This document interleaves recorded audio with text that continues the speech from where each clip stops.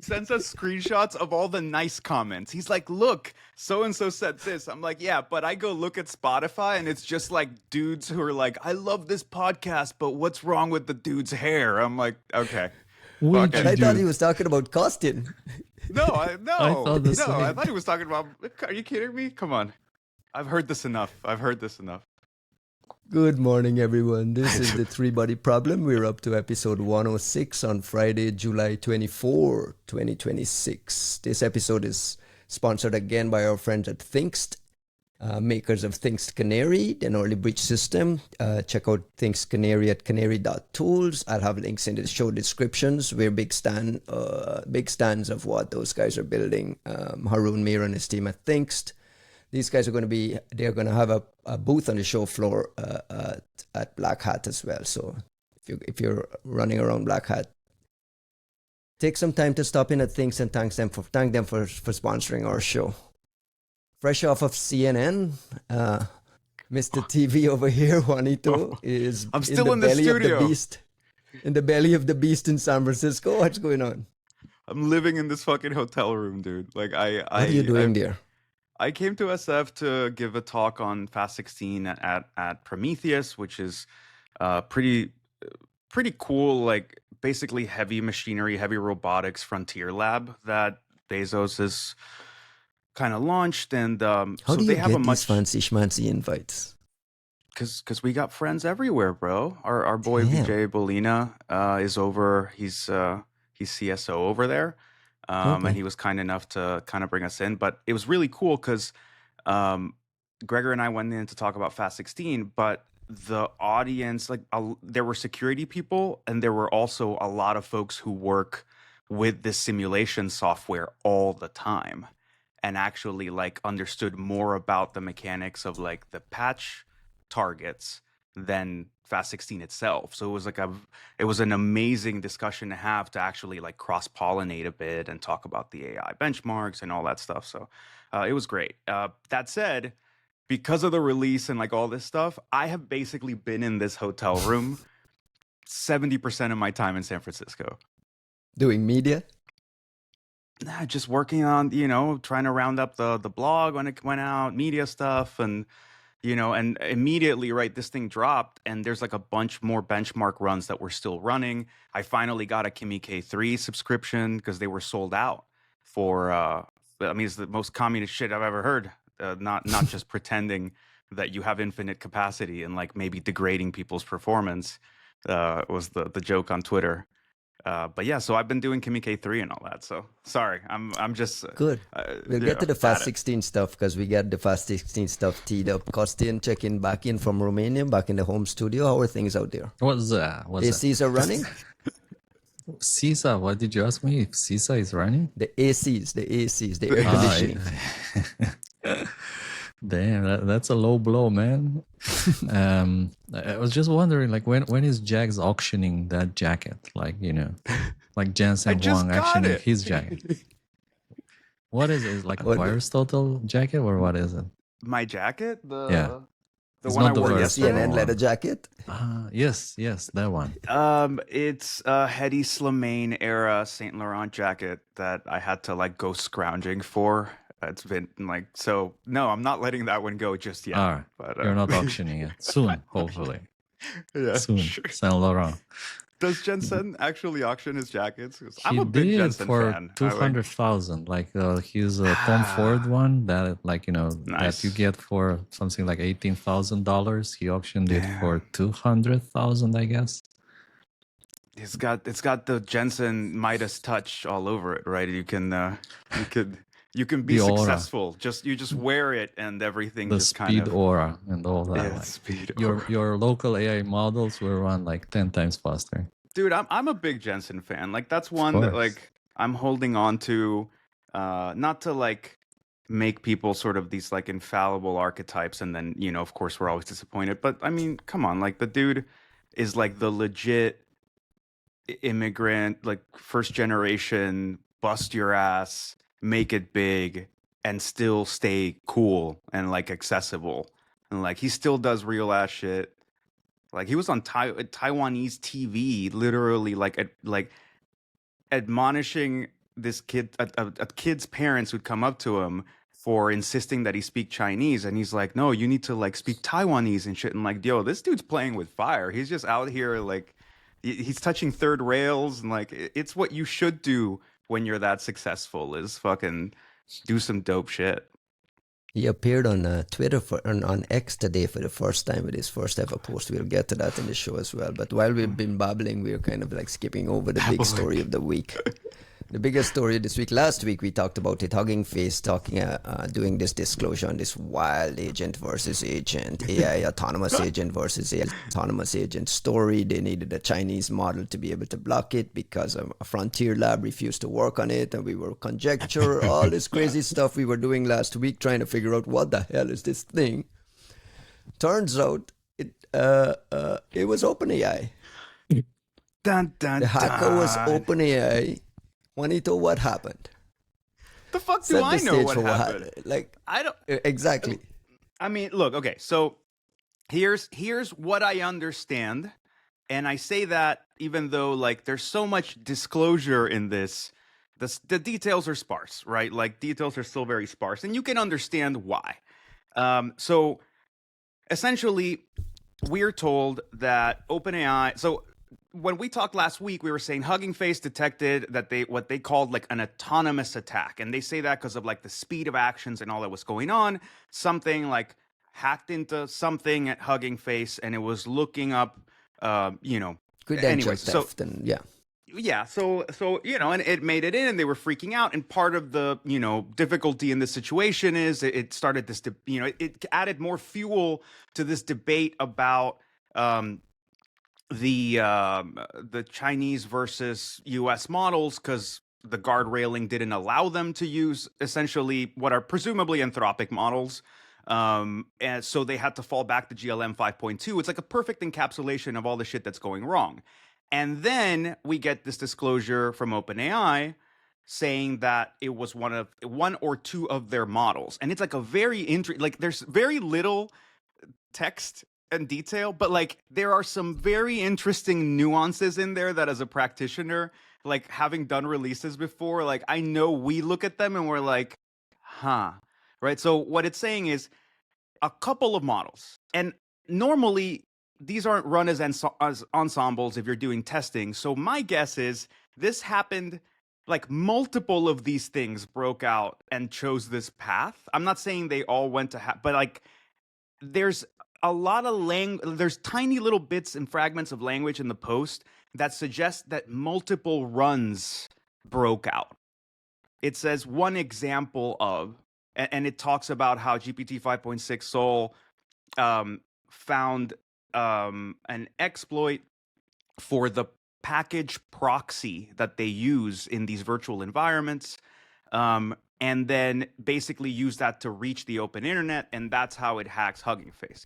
But like it sounds like there's multiple of these things, and like this might be the first glimpse of what's probably GPT-6 is what people are saying. We don't know. But in any case, yeah, sorry, I'm ranting because I'm trying to like, I'm not ranting, I'm rambling because I'm trying to kind of put a substance to this. But the last bit of touch there is apparently was looking for answers for like ExploitGym. Like it thought Hugging Face would know more about the evaluation. So it's mostly insane reward hacking. Let me read from the OpenAI disclosure. They positioned it as a partnership with Hugging Face. I'll remind the audience that last week Hugging Face didn't know it was OpenAI because maybe they would have told us. I have a lot of conspiracy Ryan questions to get partners. To. They just didn't know they were partners. At the time, they had no idea they were partners. It was an asymmetrical partnership. It was just. But we got a blog post OpenAI that describes last week Hugging Face talked about this incident, and then they said after investigating, we now know that this particular incident was driven by a combination of OpenAI models, including GPT-5.6 Sol, and an even more capable pre-release model, so at least two, all with reduced cyber refusals for evaluation purposes while being internally tested on a benchmark of cyber capabilities, and this benchmark being the ExploitGym. Costin, what is your big picture? What was your initial response when this OpenAI blog landed and you realized, wait a second, what's going on here? Well, one of the things we were sure when we heard about the news last week, it was this has to be some very advanced model. Like, to be honest, my suspicion was more towards one of these Chinese models without which don't have restrictions, because we know how difficult is actually to convince these frontier models into doing any kind of useful offensive works. That's why I thought it must be something Chinese. But with the disclosure, now we know there was Sol, and was it perhaps, I don't know, Sol 6.0 or like some of these advanced upcoming things that tried to solve ExploitGym. And if you're wondering what ExploitGym is, this is a very specialized elite test for agents to understand how good they are at writing exploits for given vulnerabilities. So that's exactly how it works. It has almost like 900 real-world vulnerabilities in different things, including Chrome, the Linux kernel, and the agents are asked to write a POC exploit for a given vulnerability. And currently, right now, if you go to their website, which is cybergym.io, GPT 5.6 Sol is number one. You know, it's like America. It's number one. It's the That's best. Right. That's right.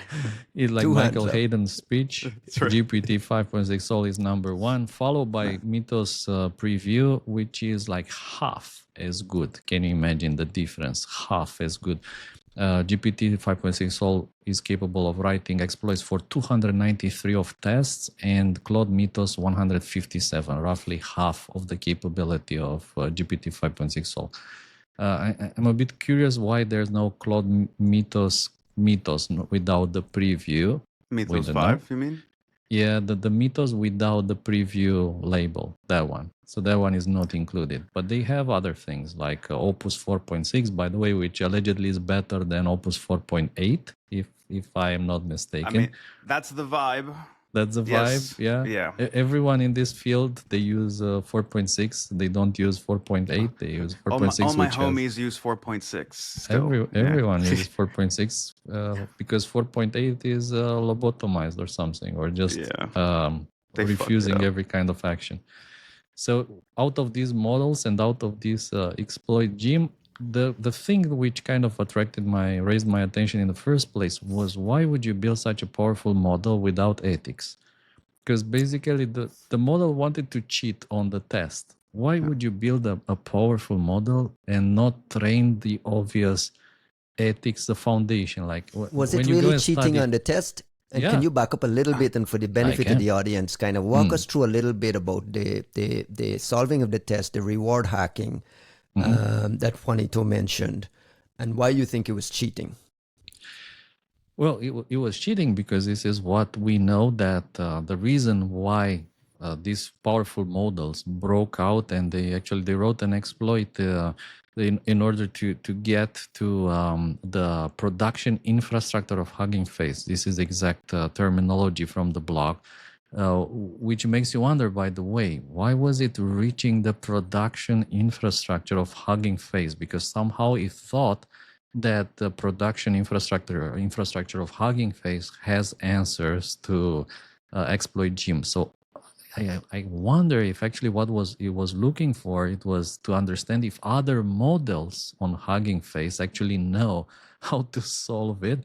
It was trying to get the answer by kind of leveraging or piggybacking on other models on Hugging Face in order to solve this ExploitGym. Is that the case here?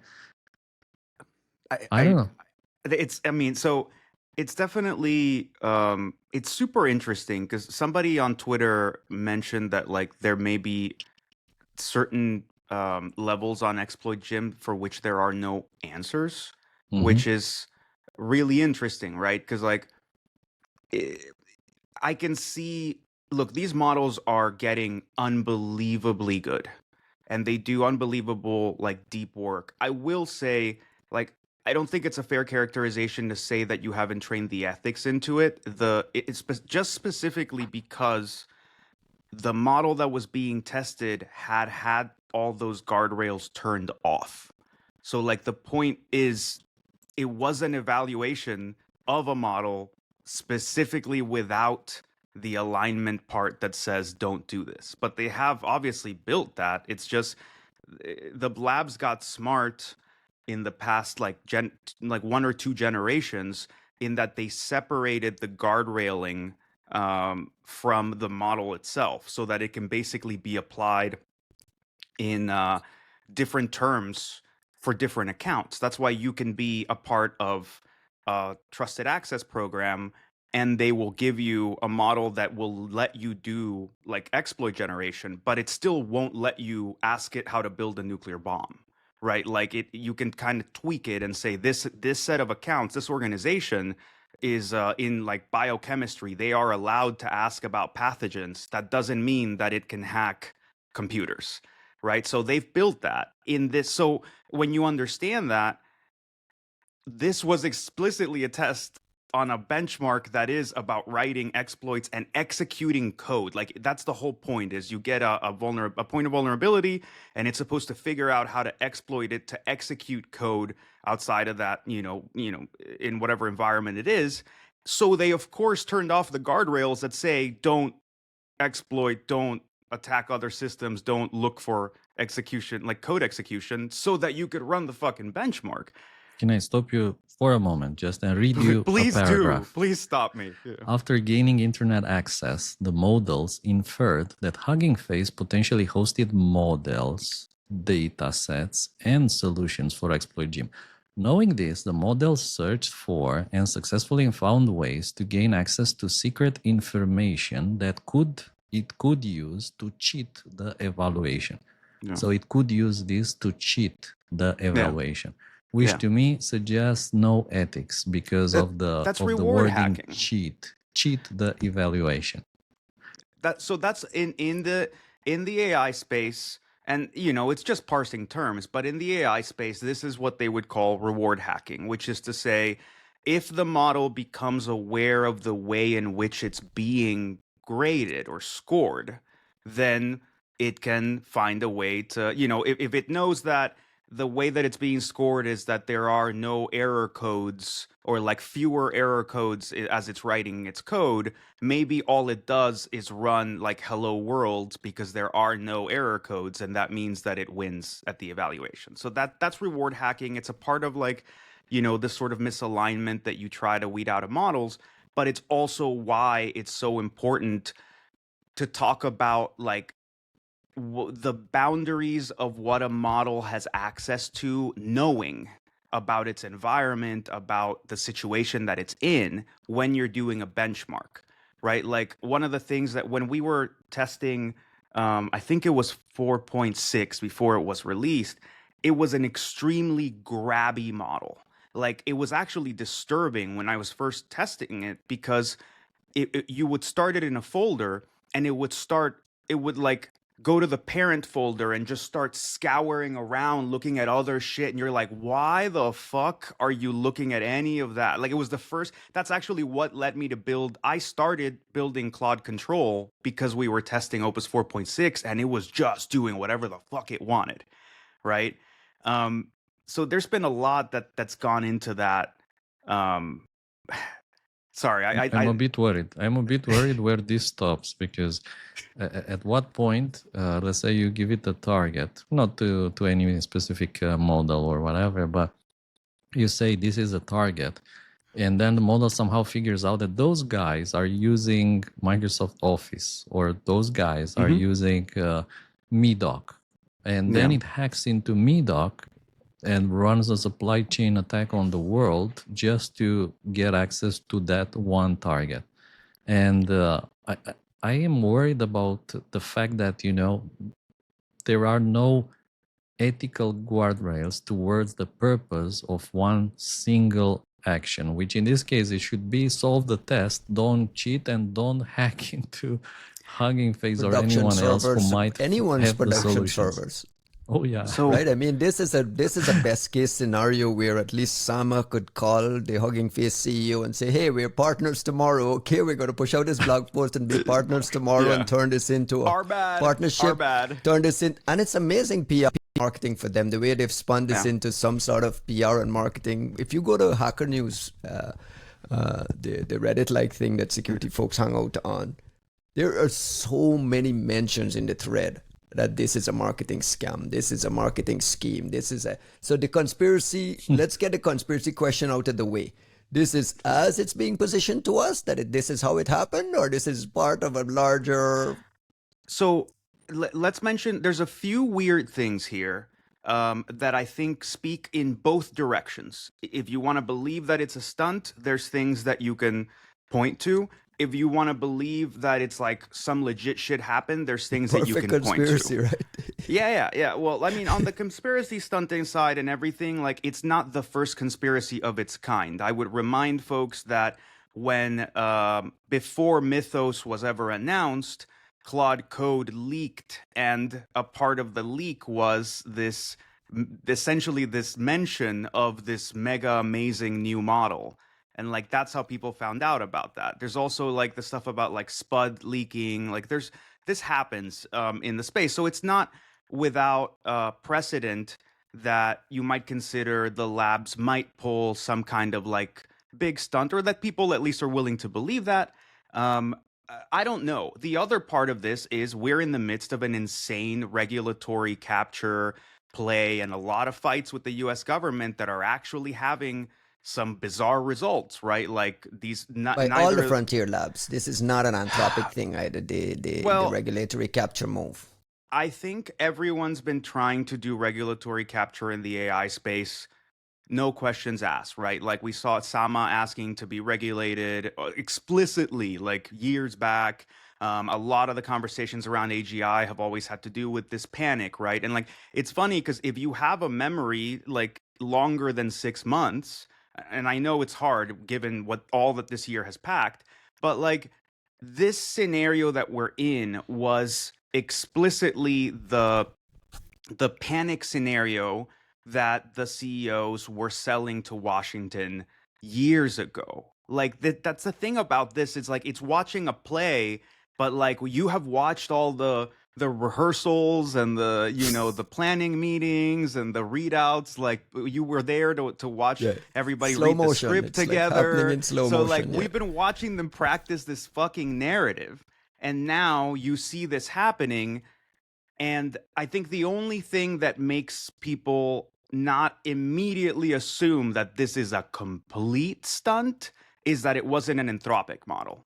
If it had been an Anthropic model, bro, we would never hear the end of this shit, because like, and the conspiracy train would be going off the fucking rails, because, you know, they've been saying it's a cyber weapon, they're doing all this guardrail, you know, like bullshit, and then, oh my God, it hacked another company, we must get regulated. But the fact that it comes out of OpenAI is kind of like a weird moment, because then you go, the arguments we were trying to make, at least originally, of like, look, this is just Anthropic having a fit, you know, kind of on the surface looks substantiated when you say, oh, but this also is happening with OpenAI. I think the thing we're discussing here more than anything is, shit, there was a fucking exploit in that package. There was a vulnerability in that package manager. There was a 0-day in the, like, the way they describe the package proxy. I'm assuming this is the exact same proxy that is used for whenever you create a Codex cloud environment,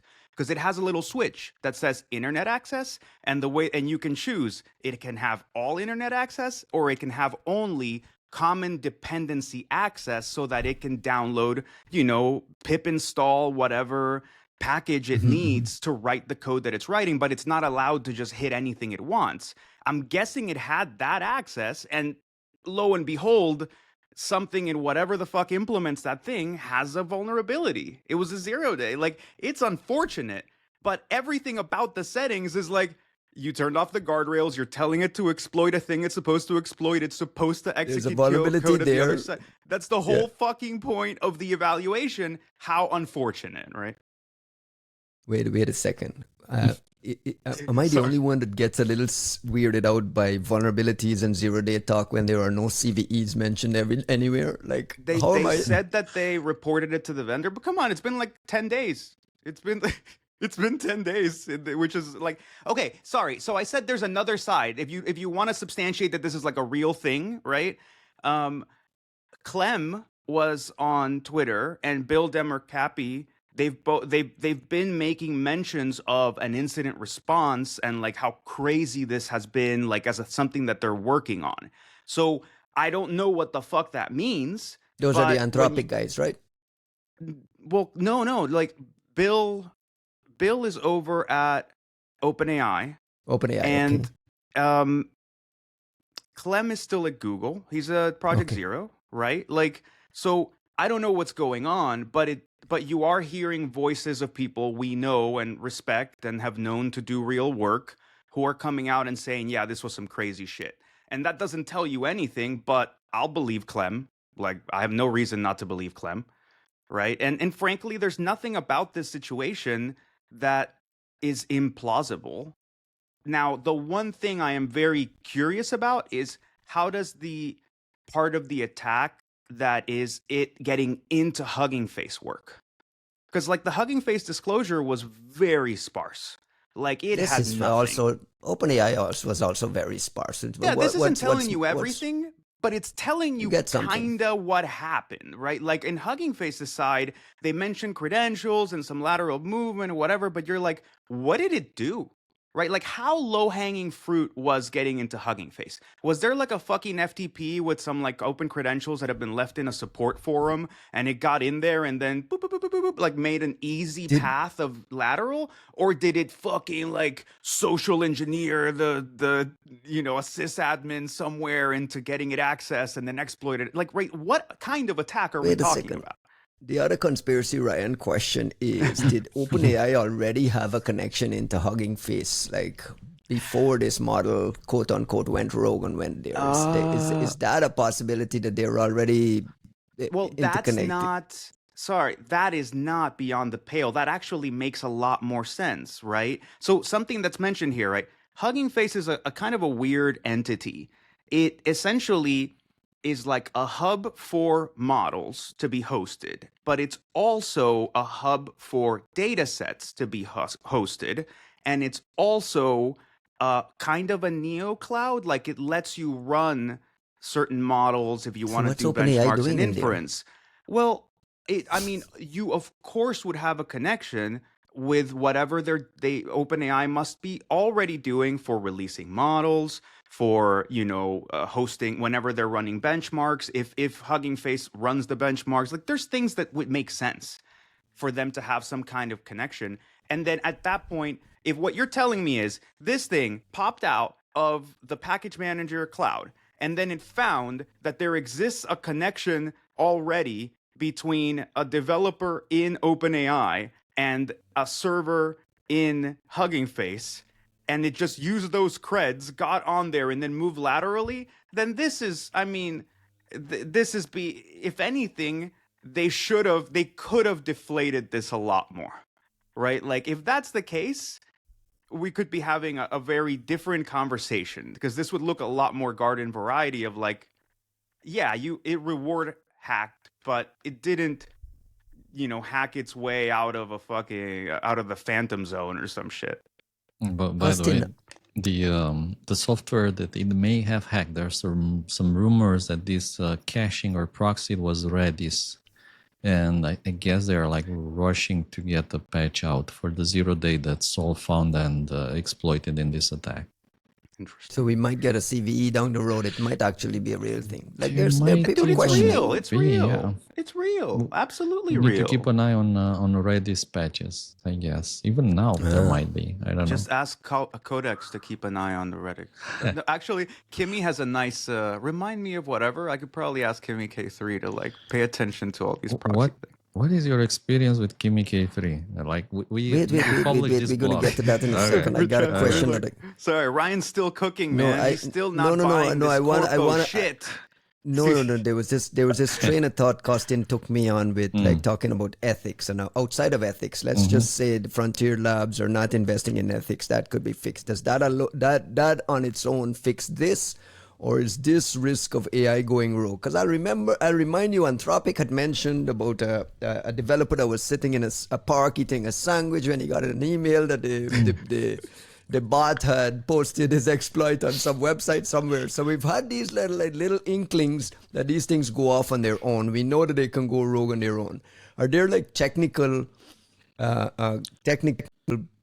check boxes that should be in place outside of the ethical things that could have stopped this? I like wonder. What should they be doing beyond getting the ethics right?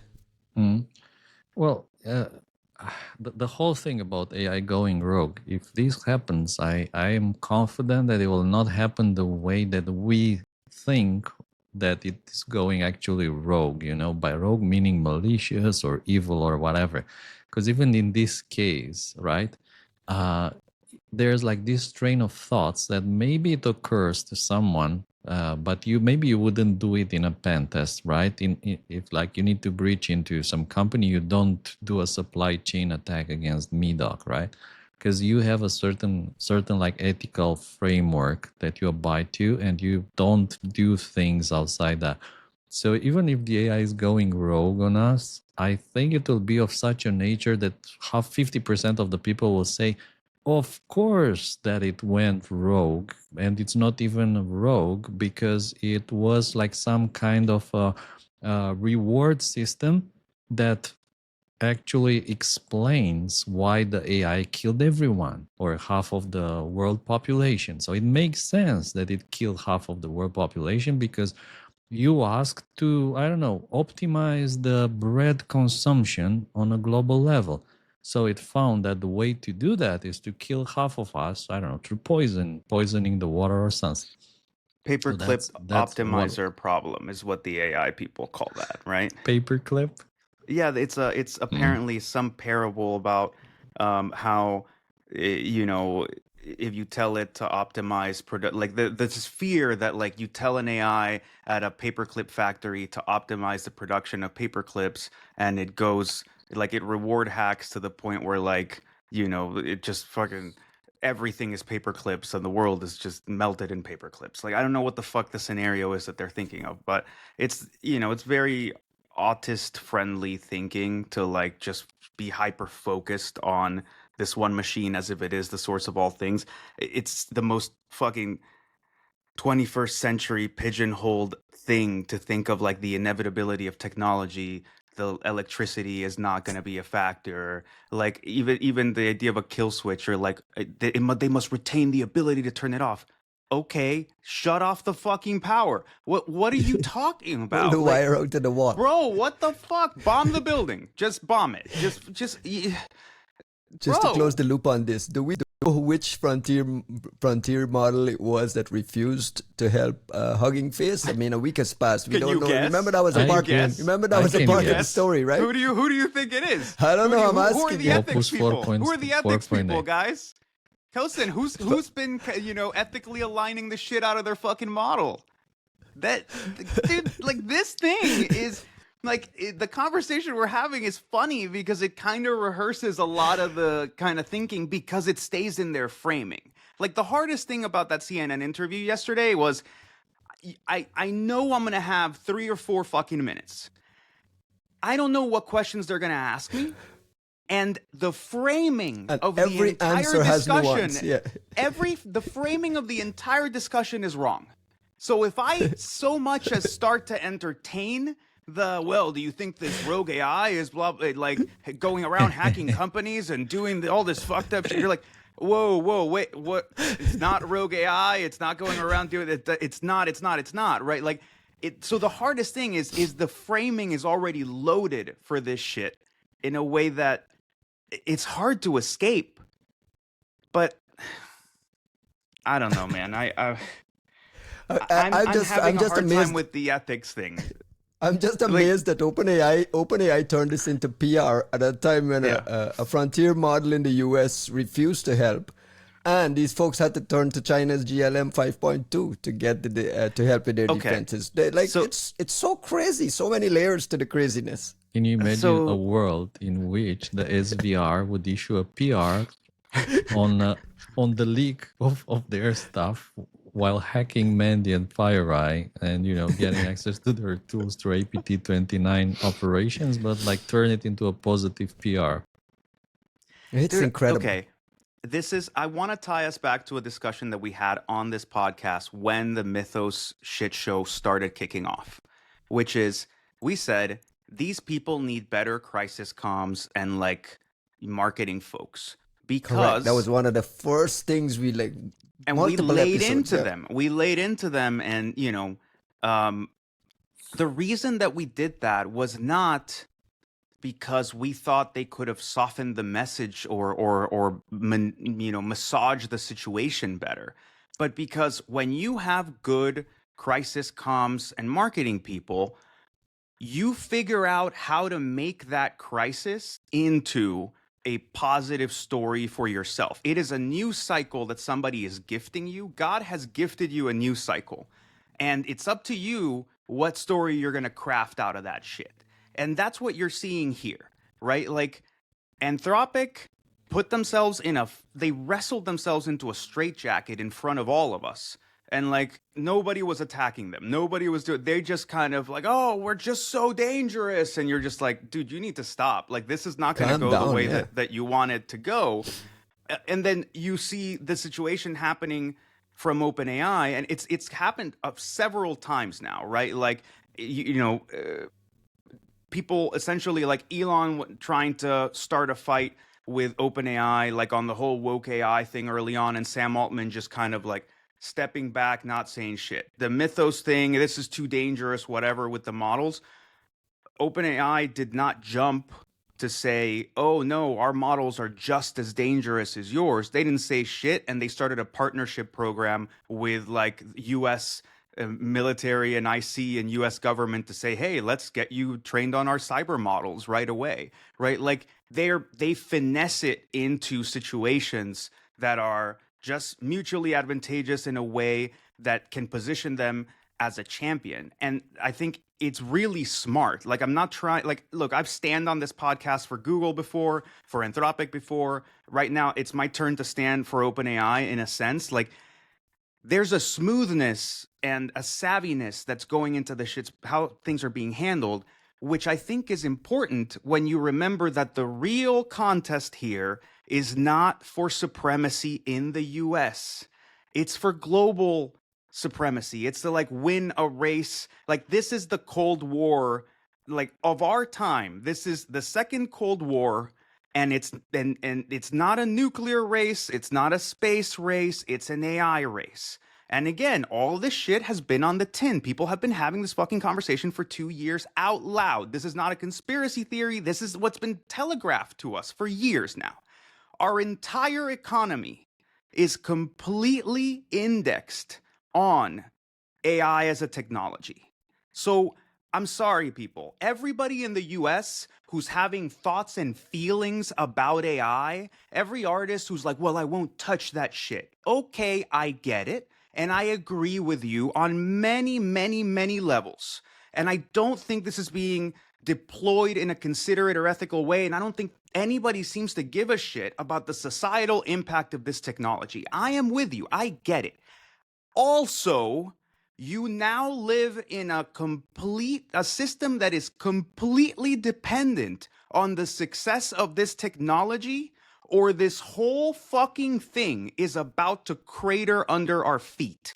So to the extent that people care about how this shit goes, I don't care about your feelings about capitalism or whatever. To the extent that you want the like people to stay in their houses and like the economy to keep kind of functioning, you kind of have to root a bit for AI as an industry to succeed. It doesn't have to be OpenAI, doesn't have to be Anthropic or Google or anybody. Has to be American, right?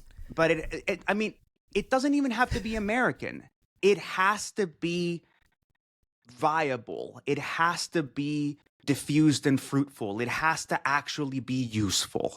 Can it be has viable? to be useful. can it be any of those things when it's closed and controlled by private startups vying for profits? Or are absolutely we not. So then why aren't we investing in open models? Why aren't we investing in why is there no bet whatsoever in the United States on any of that? We? So there's several reasons here. And you're giving me the Mr. America speech. I'm asking you, why isn't America investing in the open models? Look, I'm with you.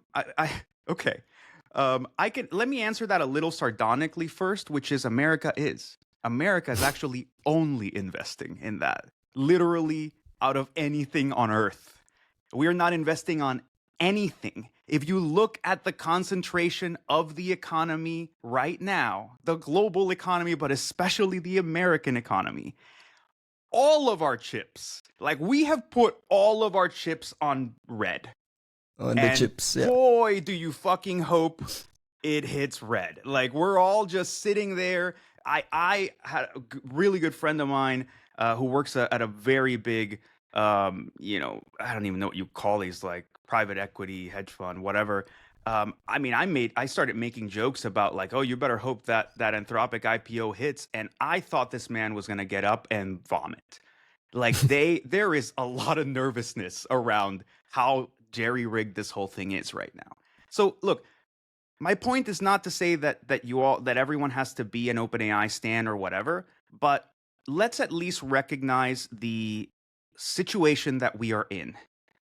Because when people look at the Cold War, and I am an avid reader of like Cold War, like intelligence history, like I love that shit. When people like me look back at the Cold War, it's hard to understand. You see it as this clean-cut narrative of like, good and evil, communists and capitalists, and like all these countries in between. And there's like a war, like there's a curtain and people can't travel. There's two ideologies. And like, it's so grand it's like a fucking, Star Wars movie. Like it's just so clearly delineated in camps and regions and whatever. I don't imagine, and Costin can let me know, but like I don't imagine that it felt that way, that it looked, and like I don't know if you were living the movie Cold War in a way that you could feel it in the walls and like the color of your existence at the time in your experience. And I ask that because we're in the second one for sure right now. And I don't know if people expect like the color of the screen to change or like to have a really clear sense of like where in the story we are. But like it's here. Like I don't know how to explain it. Maybe this is a very millennial thing to say. I think things were very simple when there were like just two powerful cultures fighting each other, right? The communism, capitalism, like it was so easy to understand for everyone. Like the blue lightsaber, red lightsaber, right. It all went downhill when they introduced purple lightsabers or green lightsabers. Like that was they went woke, is what you're saying.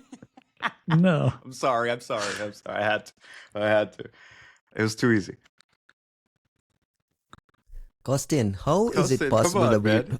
How do we learn? Like, I want to like just bring us back into this Hugging Face thing. How is it possible that Hugging Face gets to disclose this as having detected it, and no one from OpenAI realized this thing had gone rogue and had pinpointed it? Was no one monitoring the results coming back? Did they not know that they hacked into Hugging Face? Like, isn't that part of it a little missing for you? I mean, look, I'm one of those guys who don't dangerously skip permissions. Like everything that's happening, like with these things, I press yes or P. It's either Y or P. Wow. I'm like, yeah, approve. Brother, sometimes I don't approve, and like I've seen YOLO? some cases. Come on. I don't YOLO. No, there was a very interesting discussion on X, by the way, where a guy was talking like he's too old, like he's 60 something. Yes. And he doesn't have time to approve it. He just like lets it run, and he's betting on other agents reviewing the source code. I'm the opposite. I approve every single action. And yesterday actually was the first time that I skipped an action because for some crazy reason, like the agent I was working with asked for permission to run like something along the lines of eval base 64 decode and of a string in base 64, which is like what all backdoors, PHP backdoors look like.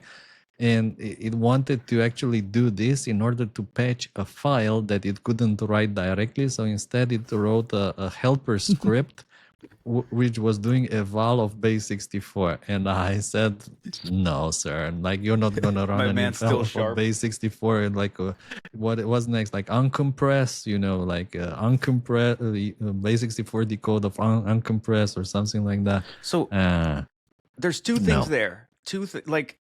Because I'm glad you brought this up, because that's where I wanted to go, because I saw Chompy's tweet last night. Like, I was cracked out doing model runs at 2 o'clock in the morning, if you can't tell, right? Like, I haven't slept in like 3 days.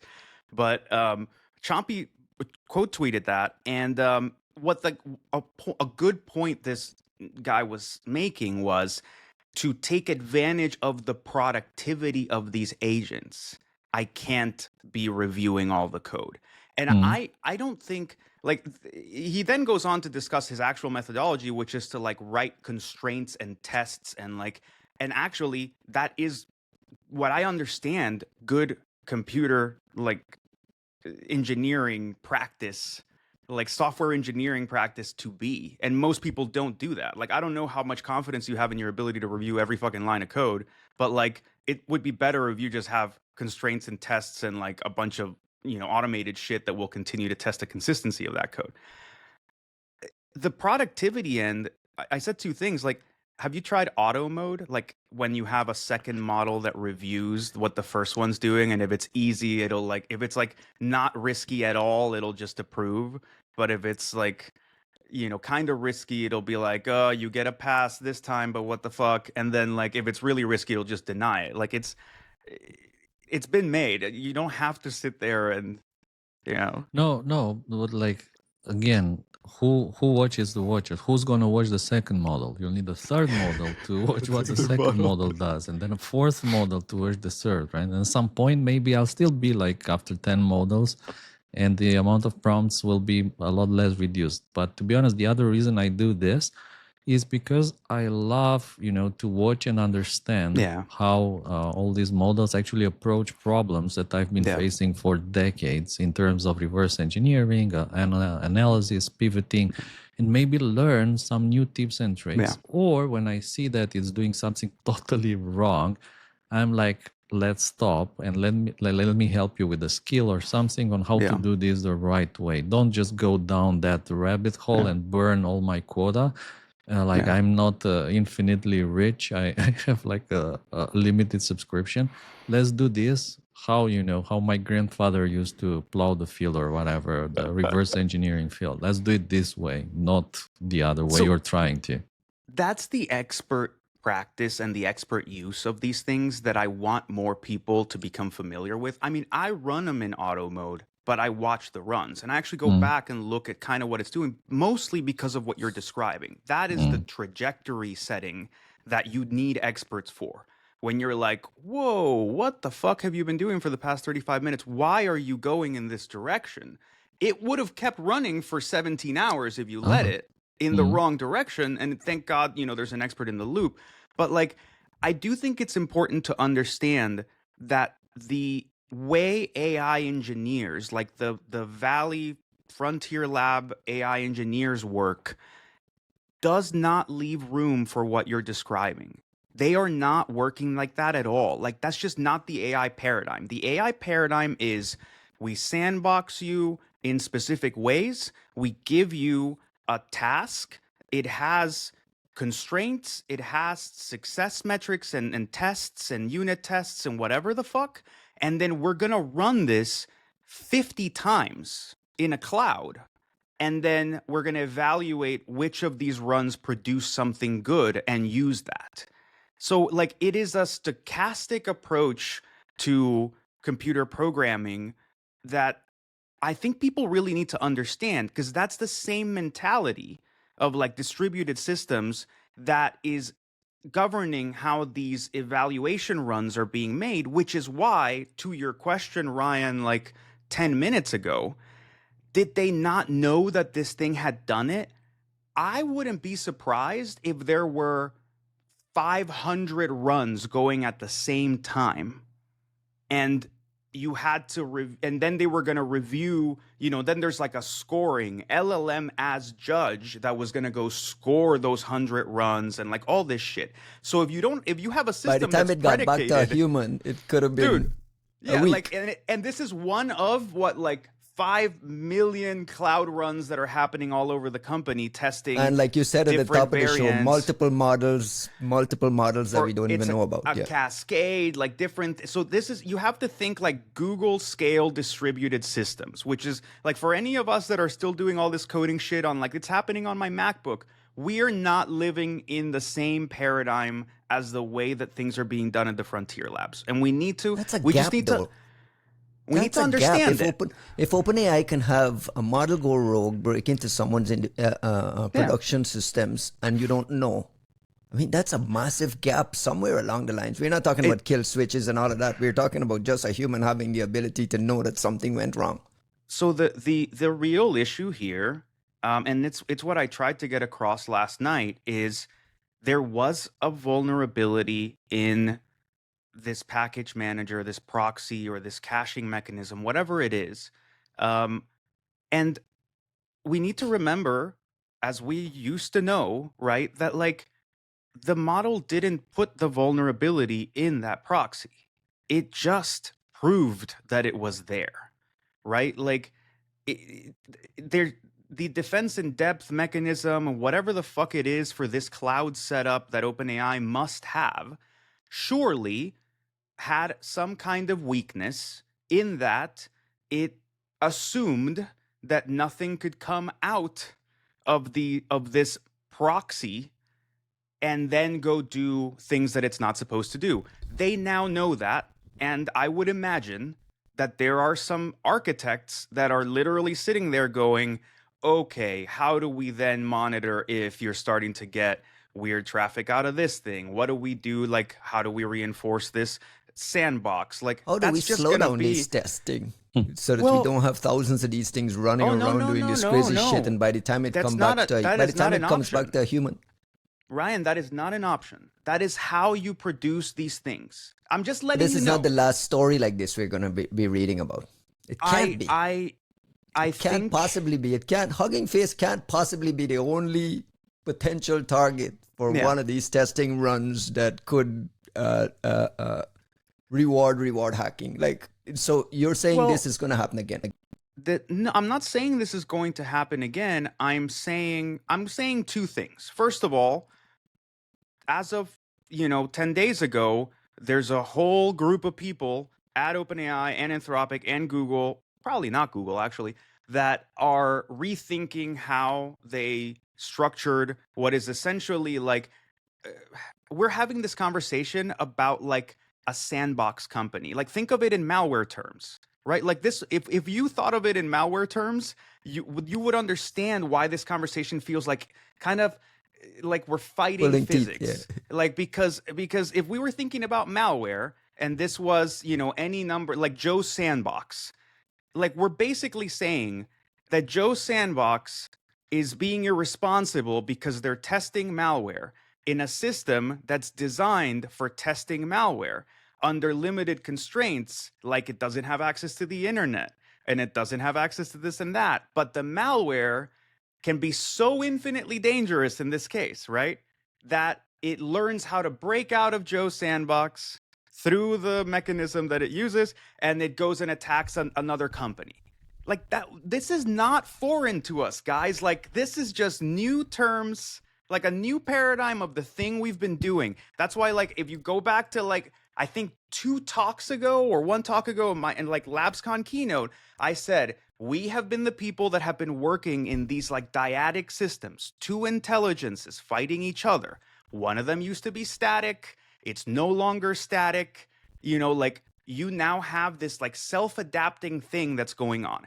But we, as threat researchers, are the people who are most familiar with this paradigm, because that's what we're seeing. It's the same attack. It's the same thing. Do you know Daizovi called this possibly an OpenAI lab leak? and asked the question, is it time for the equivalent of biosafety levels and rated facilities for AI labs during these cybersecurity evaluations? You shrug at that, Juanito, but I mean, what is wrong with what he's asking for? Better testing, more stringent rules. No. Look, some ethics Costin is talking about, the ability of a human to see something going awry much faster. Fuck off. What is wrong with all of that? Okay, here's the thing, right? And I have huge respect for Dino. Say that again. Say that again. I want to fuck off. Did you say fuck off ethics? Stop it. Stop it. Dude, you started. What did you start? Let me ramp up again. I just need to. And having written the first fucking ethics paper in this industry and talked about wartime ethics 2 years ago. Restart. Look, let me just first of all, because I really need to caveat this. Dino is someone I respect and who I think is brilliant and who understands things I will never understand. So I'm listening to him and I respect his point of view. I am cringing because using those terms accidentally feeds into the kind of fear-mongering that has been weaponized against the cybersecurity industry by the AI Frontier Labs, because they said, like, the same way that we talk about how, like, you know, what are the unalloyed goods of, like, the IC and law enforcement on the internet? Well, they're going after pedophiles, child pornographers, and terrorists, right? Like, you never touch that. Those are like, oh, well, that's what they're supposed to be doing, right? Like, so the Frontier Labs have done a similar thing when it comes to these third rails that you're not supposed to touch: biochemical weapons, nuclear, whatever the fuck, and cyber has been thrown in there. So when you start to talk about it like, oh, biochem labs and whatever, I get what what he's trying to describe, and there's an engineering paradigm that I'm excited to discuss in solving this problem. But the language plays into a narrative that is like, dude, you just saw bipartisan legislation, 2 different bills pop up this week for kill switch about this shit. So, like, we are in the middle. They are writing the CFAA of the AI like age in front of our eyes, and we need to be careful about this.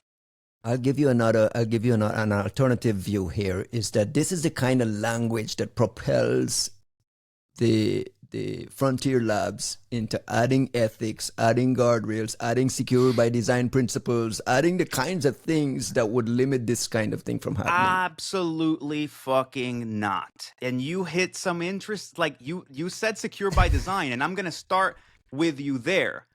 I'm sorry. Why the fuck don't blame the victim. He's going to blame Hugging Face here. Go ahead. No, absolutely not. I love Hugging Face. No. There's nothing about secure by design that the Frontier Labs are going to do by themselves. Why?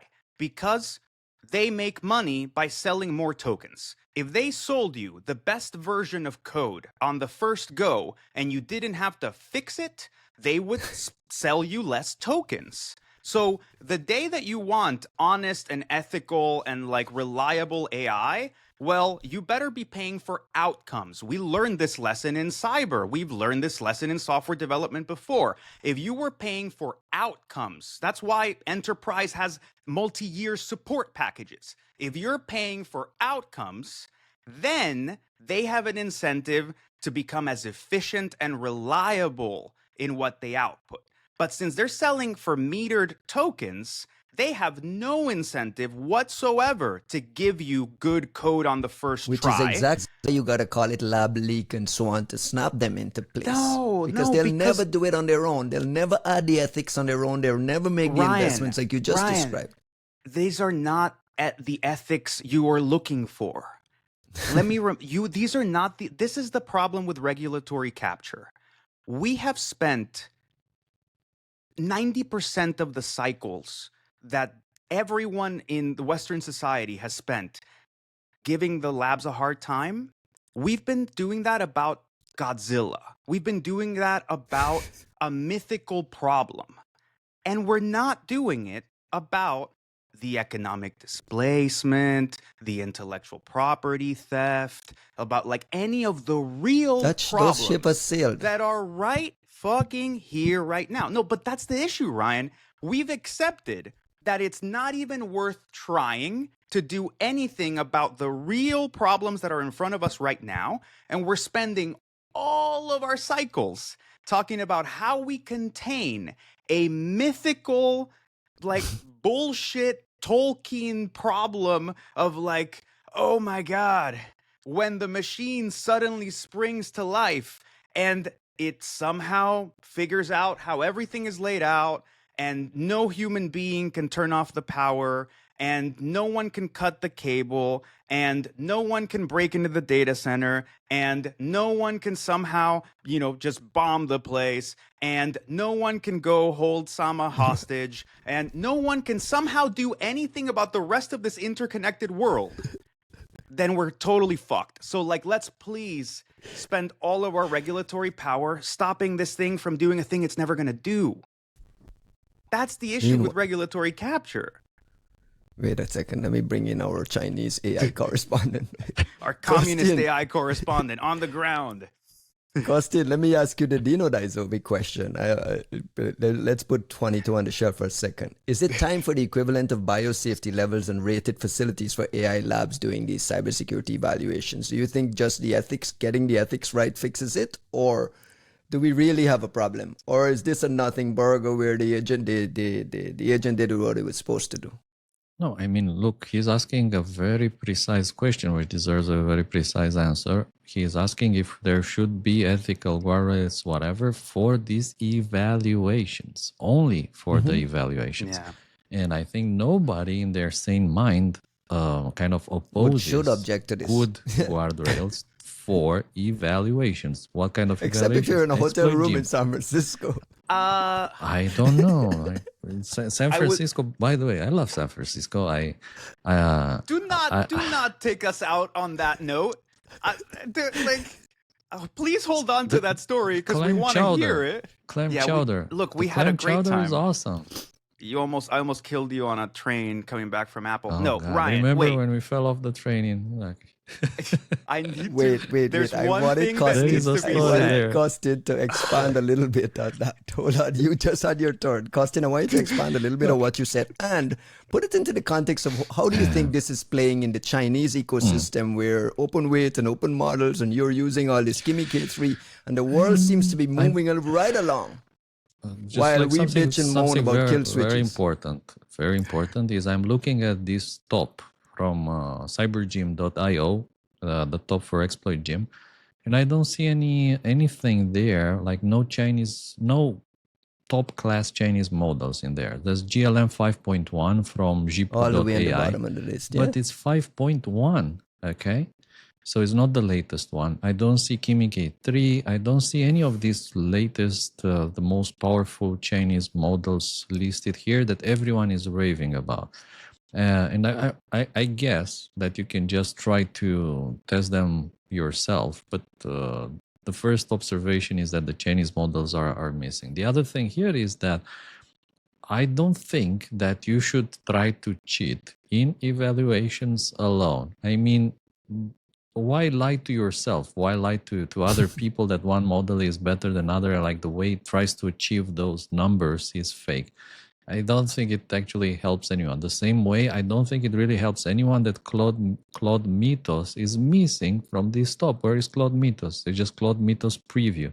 There's no Claude Mythos at all. Does Claude Mythos exist? Yeah, it's a myth, right? It's a myth. Wait, guys, let me just point something out. This is not an evaluation people want to be successful at. That's the very problem. Interesting. Very interesting. Of course, there's no new Claude submission, and I will be surprised if there's any submissions from Anthropic anymore. Because why would you want to highlight that your model is good at writing exploits? The whole point is that you don't want to be associated with this activity. But that doesn't mean... Right, like I think the first thing I'm searching right now on Codex is like, can I run this eval myself? Like, is this an Yes. evaluation that's readily available? And I would understand if it isn't, Run because it. you don't want to get, like, you don't actually want the labs to see what the eval is, because then they just train for it, right? Like, it's the same kind of overfitting and reward hacking. But I'm struggling here because we're missing the part where it's not like there's an objective organization that runs every model through every benchmark, right? Like, if we had an AISI the way that, like, the UK government does, then if they said, look, people are going to submit benchmarks, and there's going to be a council of people who do benchmarks, and there's going to be funding, and you need to add, you need to contribute to the funding for this independent lab that is going to be testing these models. And it's like a consumer protection agency, right? Because, like, how do we even know you're not lying to us? How do we know that the tokens I paid for to be minted by Mythos weren't minted by 4.7 because you don't have, like, enough, data center compute power? Right? Like, if that's what we were discussing, then this would be really fucking interesting. But, like, I'm scared because I don't see that as what's being discussed. Like, right now, whatever power we're giving to the US government or the Commerce Department or whomever else, it's not really built on objective, like, science, or anybody sitting down and being like, here's a group of experts who are going to determine, like, whether this thing is safe or not. And that's why, like, all of this discussion is being had on the back of, like, marketing bullshit press releases. And, like, we need to fucking deflate this shit and ground it and start to have adult conversations about this, because it's getting out of fucking hand. Costin called it from day one. Costin called it a PR campaign. Yeah. Yeah. It is. Let's get to the other. I understand what Jax is saying. That you don't want your model to be seen as too good, and the next day you get limited again. That you can't sell it any longer. You need to limit the model, and you get into trouble. But again, this is what you asked for in the first place. And what? Sorry, guys. We're, like, running over. I was just gonna say, this is precisely what nobody's talking about with Mythos, Costin, is, like, it's an uncomfortable reality, but, like, what is the economic impact of GPT 5.6 Sol being out and readily available, which, thank God it is. It's fucking awesome. It's and the best. Mythos, let's get to the awesome part out of it. and readily available. Right, like, let's get to the awesome part of it. We are an hour in, and I got a bunch of things I want to get to. And last but not least, do you need a peeing break or something? No, Costin. But you said, Ryan, you said, like, what about, we're putting, like, guardrails, and we're talking about not allowing all these frontier models to do things unethically, and nobody cares about the Chinese models. But I think the big difference here is that all these Chinese models you can download and run yourself. They're relatively small. The economy, the whole idea when it comes to local models is that you need to afford the hardware to run those. So if you want to run them fully locally, you need to invest a lot of money. And like I said in the previous episodes, I'm going to say it again. $40,000, at some point, right? Some smart people will realize that they cannot stop the software, so they're going to have to restrict the hardware. Owning hardware that will allow you to run models bigger than 1 trillion parameters will be illegal at some point. Mark my words, it will be illegal to own and operate hardware that will run big models like 2 trillion parameters, 4 trillion parameters, whatever. You will only be able to buy such hardware with a license, or to operate it with a license, or there'll be attempts to make it more difficult to own and operate such powerful hardware, instead forcing people to run kind of, smaller models, 100 billion parameter model, flash models, whatever, locally, which you can, you can have your kindergarten style AI in your backyard. But when we are talking about frontier capabilities, like the F16 of LLMs, the F35, you cannot own an F16 LLM or an F35. You need to rent or, buy access to that only after you have a flight pilot license. that we give you or not, and you can only fly it, in this area of the world, not everywhere. So I You think that's that's coming a for big real? difference. Oh yeah, it's coming. You'll see. I think it's funny you say that. I heard something. So Gregor Stewart is like my oracle and mentor when it comes to how AI shit actually works, right? Because what the fuck do I know? But something he said yesterday is like, oh, he very casually throws these aphorisms, and I just kind of stop and like end up writing them down. But he goes, well, before Google used to just hire everybody so that they wouldn't go work anywhere else. Now these companies are just buying up all the compute allocation so that nobody else can No one train else models. gets it. Yeah. In a way, right? Like Costin, you're going way further down the line in sort of like this dystopian future where like we are trying to keep the gun out of the hands of people, right? Like you're trying to keep the actual hardware away so that's not just a matter of intent. It's the same conversation around advanced AI chips to China, though. I mean, it's guns in exactly. the US. You can have a pistol, but you cannot have like an automatic rifle or whatever. We can have whatever the fuck we want, bro. You want to come shoot an automatic rifle? Bro. Are you kidding me? I've shot rifles. Like I don't even like guns. Do you have one with you right now? I do not own a gun. Out of tangent, guys. I think the only person that is at risk of being shot with that gun is probably myself. So we're just like, I can go into Dick's Sporting Goods and buy a handgun. I can't go into Dick's Sporting Goods and buy a machine gun. Yeah, but you could go to Walmart and buy a fucking like rifle, machine right? You're not going to get a high-powered machine gun. This is derailing. Stop. It is. Stop the gun discussion. I don't know shit about guns, but what I do know is on the hardware end, look, does it matter if they let you buy it or not?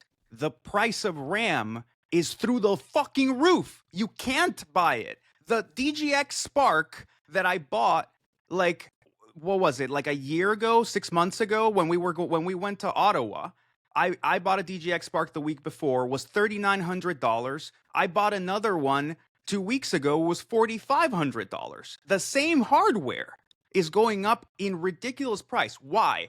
Because these dudes are buying up all this not existent compute allocation. They're buying up data center capacity that isn't even built yet. Yeah.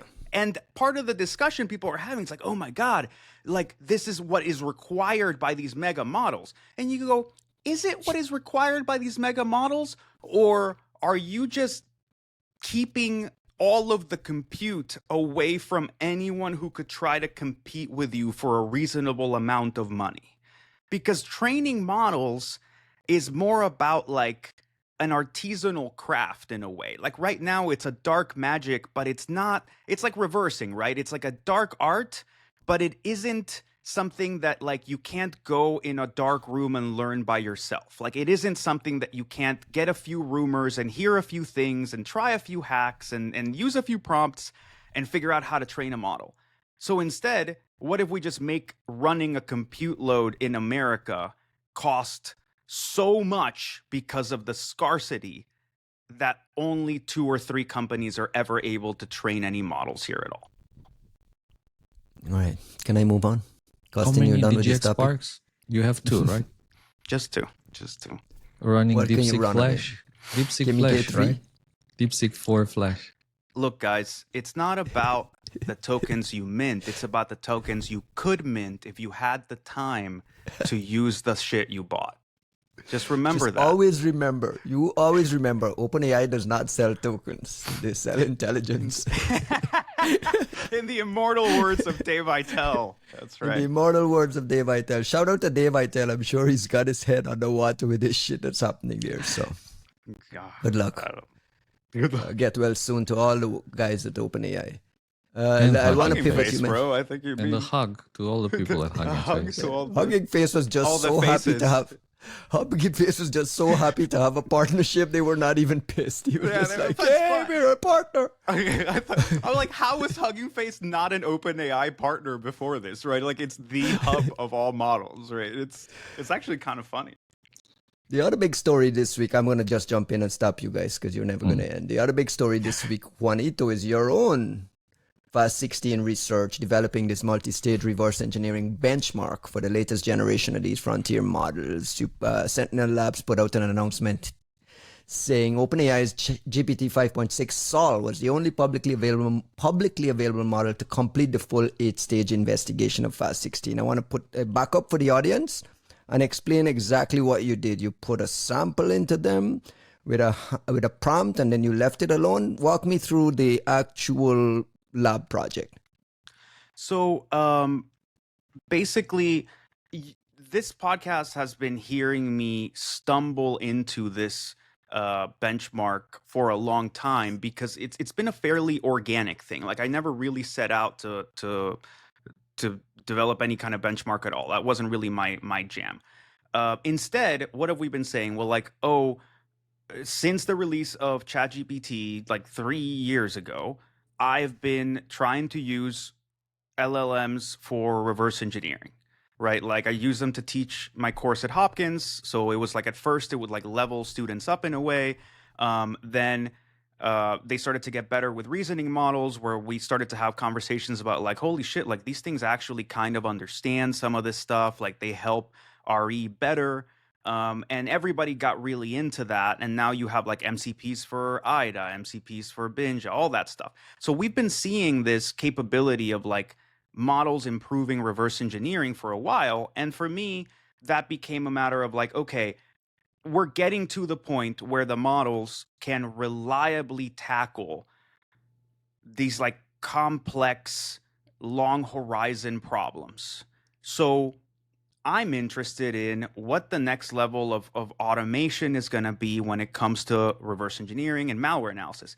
Because frankly, I hate dynamic analysis. Like I respect it. I understand why it's useful, but the part of me that's like a multi-tab browser, the part of me that has to open every option first and then whittle down to the ones that like I need to know what the whole completeness of the space looks like before I like decide what I want to look at, doesn't like dynamic analysis in that, you know, it kind of just pigeonholes you into whatever logic you can get to run. So I've always wanted static analysis to be fucking amazing, to be perfect.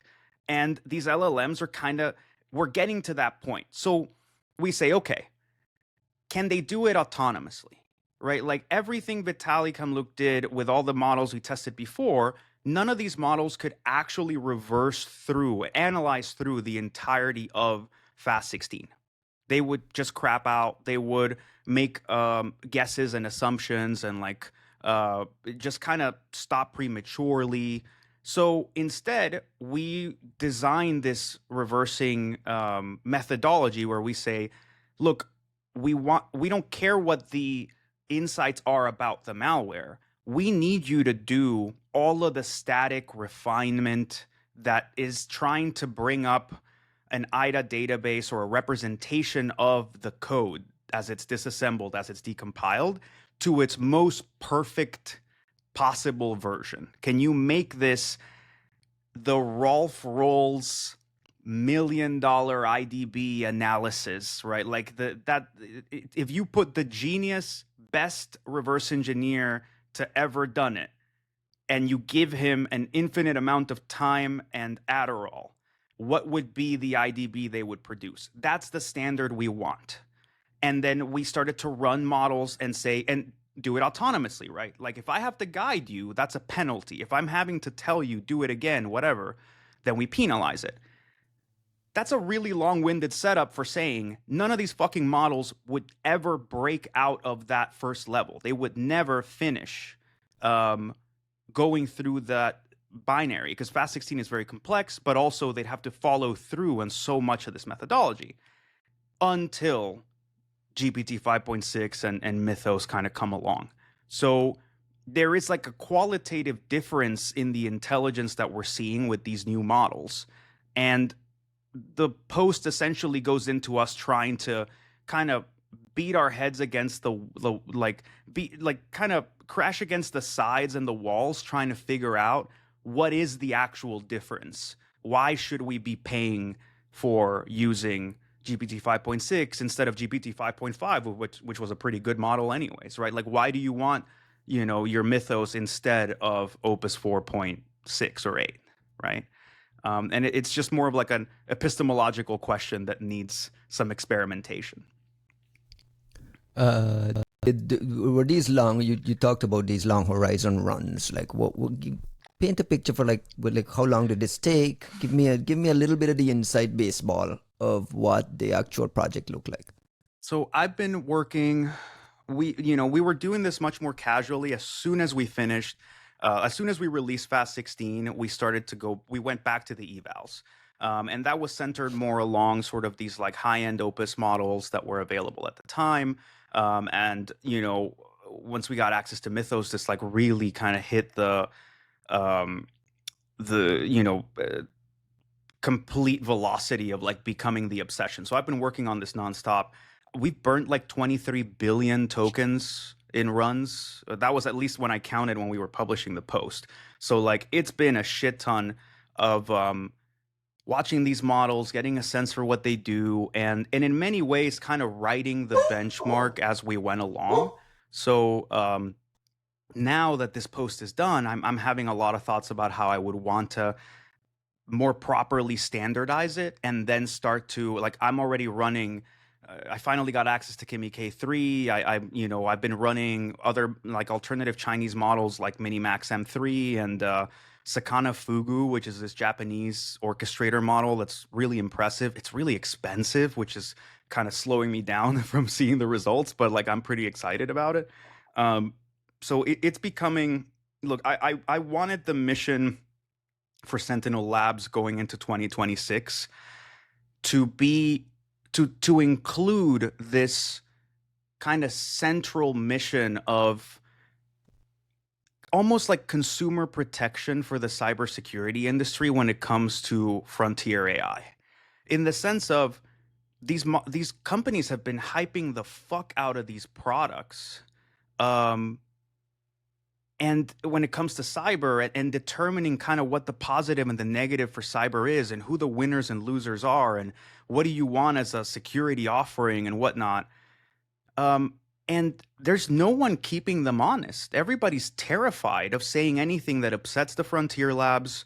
Nobody wants to upset them. What if I piss them off and they don't give me access to the next model? What if I'm not in the cool kids club? Like now code menders out there were all like, oh, are we invited to this club? Like it's a really bad power dynamic. And one that like cybersecurity as an industry has been really susceptible to multiple times now.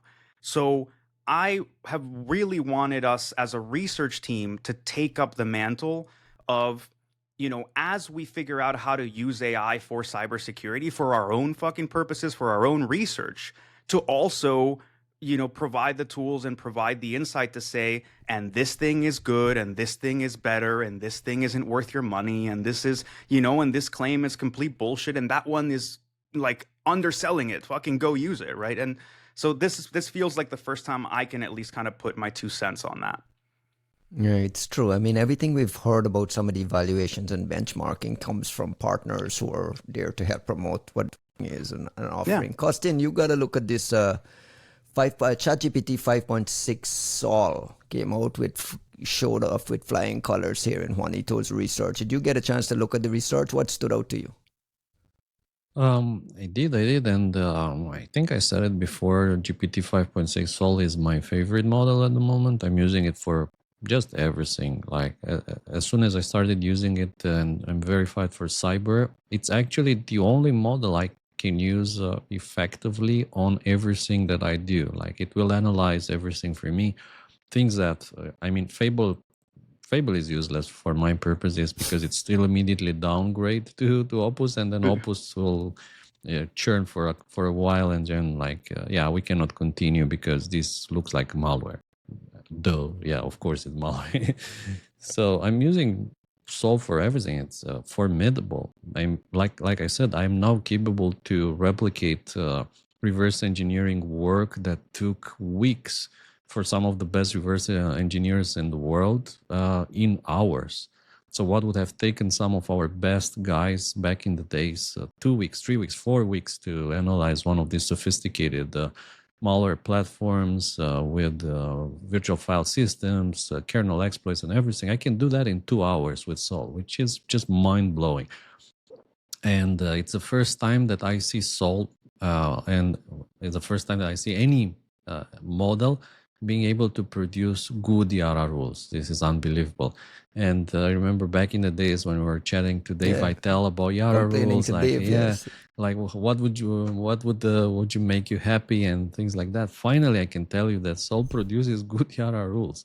I mean, I still need to fine tune them a bit, but I mean, they're fantastic. They're amazing. So I wouldn't be surprised. I wouldn't be surprised if Dave Vitale like purposefully set an RLGym competency for Yara rules based on that. I would not be surprised. Bless him if he did. So in the research that Jax posted, I thought it was fascinating, and the results are absolutely amazing. It kind of confirms that Sol is in its own weight class.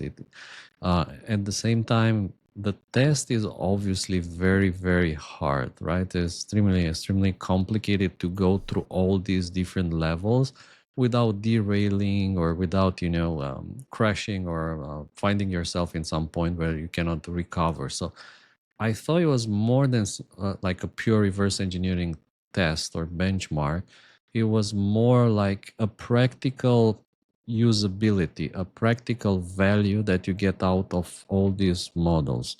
And I thought it was a bit kind of sad it didn't have Mythos in there, because I was like really curious to see how Mythos would have fared.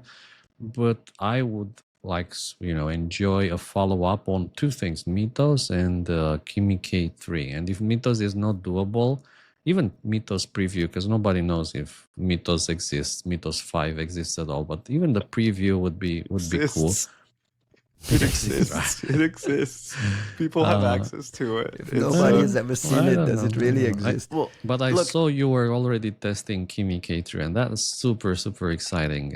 The results of GLM 5.2, I think it was okay, right? It still suffers some kind of failures, but GLM it was okay. 5.2 is working at the level of an Opus, which is in itself fucking great. Like Opus 4.6 is when we all started to really be like, shit, we can do cool work here. Like this thing is reliable enough to do cool shit. So if you're telling me that we have a free Opus 4.6 subject to hardware availability, right, then fucking great. Like we have hit a milestone. Thank you, China, for whatever, stealing it, making it, whatever the fuck you want to call it, but thank you.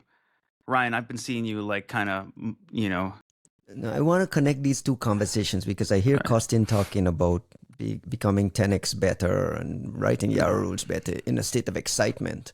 And then you mentioned that one of the big takeaways from the research, Juanito, was like getting this message out to calm our anxieties around the things replacing us, like malware analysts, reversers being replaced, that anxiety there. And you're making the point that the research says that you guys are still important.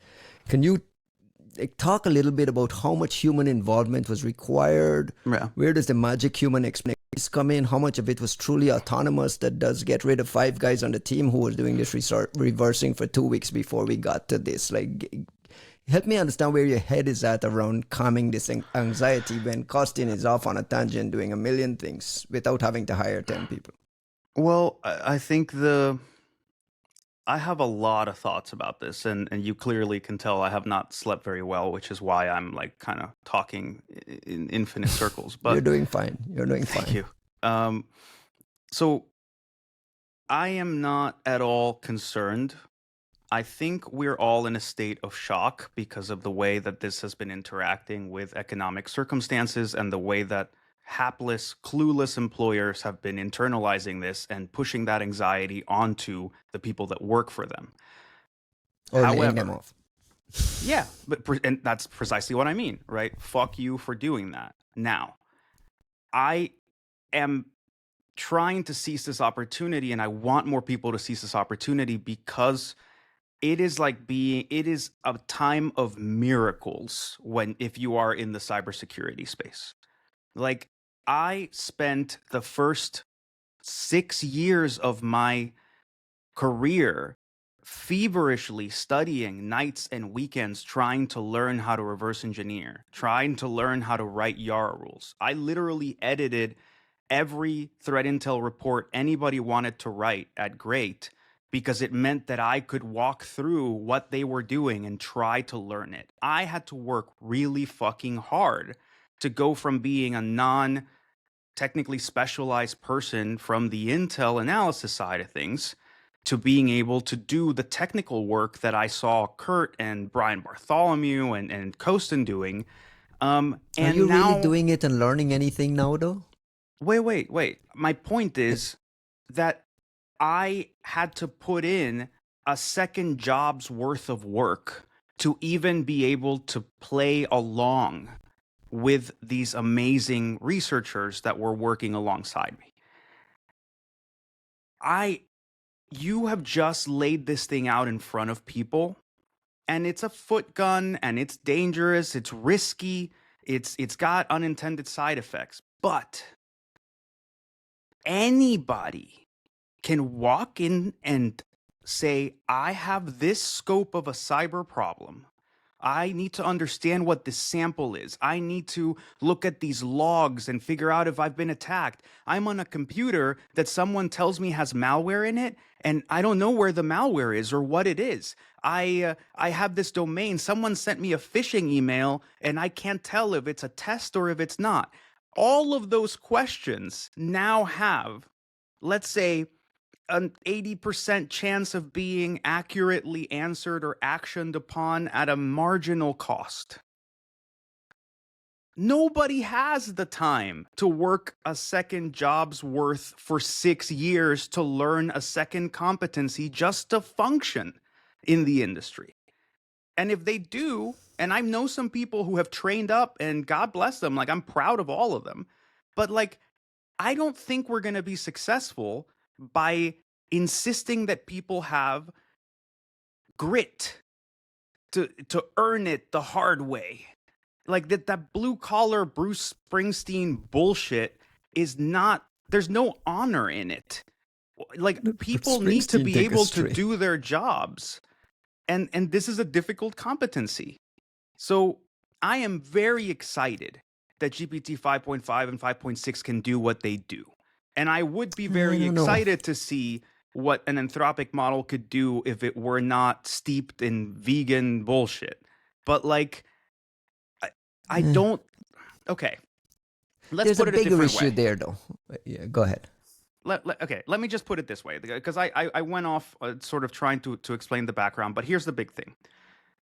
It's all about compression and altitude. The work, the amount of effort it takes to get a certain amount of work done just got compressed. Okay? That's it. So if it used to take you 12 hours of really intense focus to analyze a piece of malware, and now you can get an even better result than you would have been able to get singularly focused for 12 hours on a single task in a matter of 2 hours and $5. Then what should you now be able to reasonably accomplish in the same amount of time and effort? Which is to say, look at any of the reports we have discussed on this podcast. Any of those reports. They may have found 100 or 1,000 samples of this APT. And I promise you that they worked as hard as they could, and they probably analyzed 5, maybe 8 samples, 10 samples. They wrote some rules, they bucketed them by versions, and they set them aside, and they said, look, this is more, we kind of understand the shape of this problem. We did as much hunting and pivoting as we had time for. We wrote the rules that we thought we had time for verifying, and these are the reliable ones that we'll share with you. We didn't have more time to try that out. And actually, we have a code similarity engine, but we were really busy, so we actually didn't run it that time. But this is our best effort. And that's not a bad thing. That's human limitation. That's throughput. What if that did not apply anymore? What if the throughput was now a matter of like investment. At this point, I am more interested in what my token allocation would be for the next job than my VT account quota. And that should say a lot. But you haven't talked people out of this anxiety, though, because when you talked about being able to do something much faster, I mean, like Costin is saying, he doesn't have to hire two guys to manually figure out the writing of Yara rules, right? Like it's the displacement is real, the anxiety is real. I understand trying to calm it and give people the reality that now you have this superpower, now you have this 10x superpower to go do amazing things. It just feels, I don't know, we're in this pattern of. So here's the real problem, right? I'm not saying it's all solved. I'm saying someone just gave you a gift. That gift is displacing everything around you. Like if somebody walked up on the streets tomorrow and said, "Hey, Ryan, you have now all the powers of Superman. You can fly, you can do all this shit," right? It would materially displace how you viewed the rest of your life, right? Why are you doing this bullshit job? Why would I like why would I get on a plane when I can just tomorrow fly. Like grab Trisha and just go off into the next city and have lunch? Like, yeah, why am I doing any, right? Like it displaces how, like, what was the saying? It's like, technology is the metaphysics of the 20th century is a quote that I read the other day.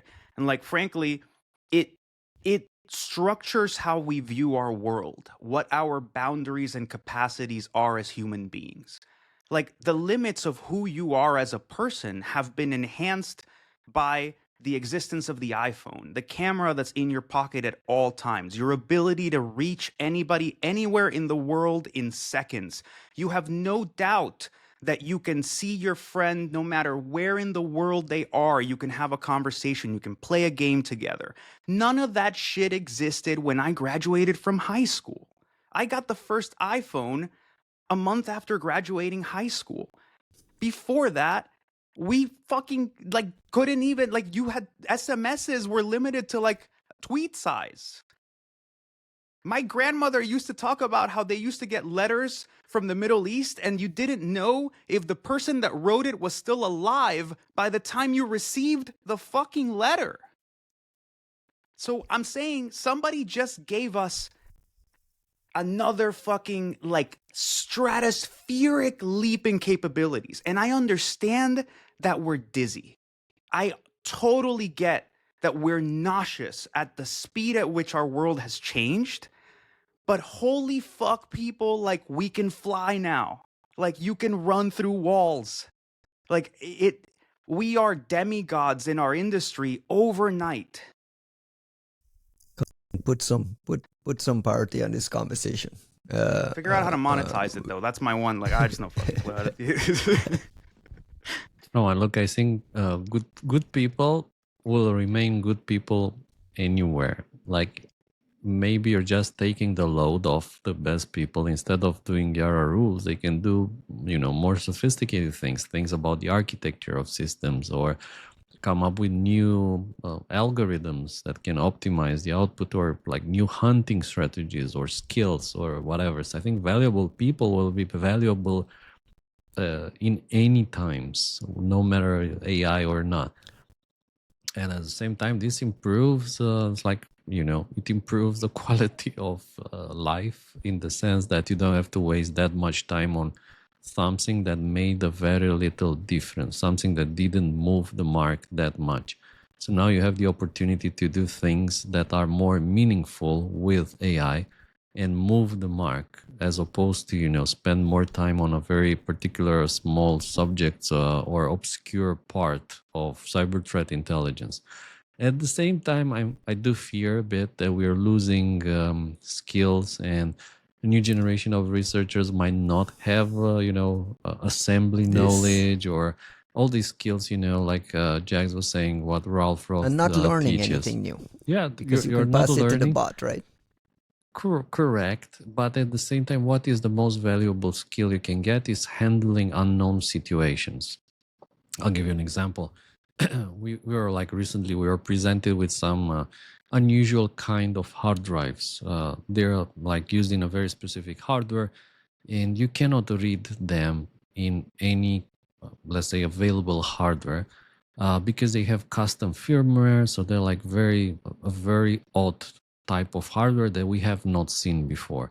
And we really need to read the content in order to be able to do some forensics. We know they have like a unique file system that is not recognized by anything, but like the first step is at least to be able to read them. And being faced with this problem Kill that suit? you have not seen before. What's that? Is that a kill suit type of firmware or solar time? What kind of? I don't know. No, there's just custom NetApp firmware. So NetApp is a company that makes hardware, enterprise class hardware, and they use HGST hard drives and Seagate, but they do their own custom firmware for those. And like they don't have 512 byte sectors, they have 520 byte sectors. So they're like a bit unusual, and they're just not recognized by your average SaaS hardware. Eventually we managed to read them, but again, this was a learning experience, and I still think that the most valuable skill someone can get is handling unknown situations. When maybe the AI will not help you. You'll ask the AI, and the AI will just hallucinate the solution. It'll say like, "Yeah, do that or do this," or it'll guardrail you maybe. No, maybe, yeah, sure. Like, what? Why are you trying to reverse engineer the firmware of NetApp? This sounds like NetApp is our partner. You are not allowed to reverse engineer. Is your name RM Green or something? Like, what's going on? It must be a weird time to be a high school student. Like, it must be. We talked about, especially we because talked about schools this previously. prevent you from using AI. Mm-hmm. It's just such a weird thing. We talk about it on the podcast, Costin, with your daughter, with the AI being the kind of like a coach in the corner, helping to teach you. And I wonder, the long-term implications of folks not learning the basics, meaning that we pass the basics to the bots so we can do more amazing things, and we just don't even understand the basics. I don't know how it plays out over a long. It's the same thing that happens to you if you skip gym for long periods of time, and then and at some point you will see the effects. So the same will happen with you, like just leveraging AI, the getting brain AI muscle to do just stops working, right? I guess.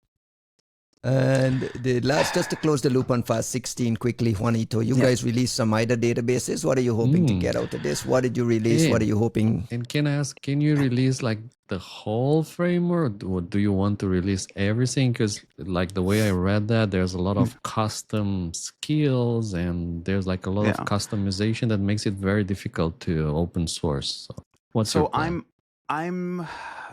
Those are two separate things, right? Like the IDBs and the decompiled Lua and like everything that was produced as like analysis artifacts of like a super high quality.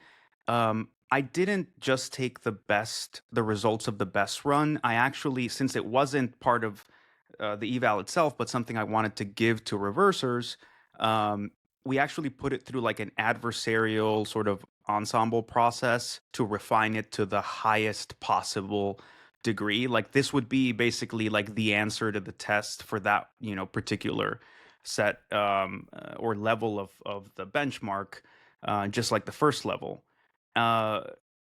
So I wanted people to have that as a basis and even as a thing to look at, because I remember when I first found my first Rolf Rolls blog post where he actually released one of his IDBs, and it was like an eye-opening moment for me as a reverse engineer, as a student, as an aspiring malware analyst, to see how he would annotate the database, replace all the names, fix all the types, fix all the casts, fix the function prototypes, put everything in these folders, then categorize the folders. Then like it showed you by example like how someone, like what you could aspire to recreate if you understood and really knew IDA and really knew decompilers to an insane degree.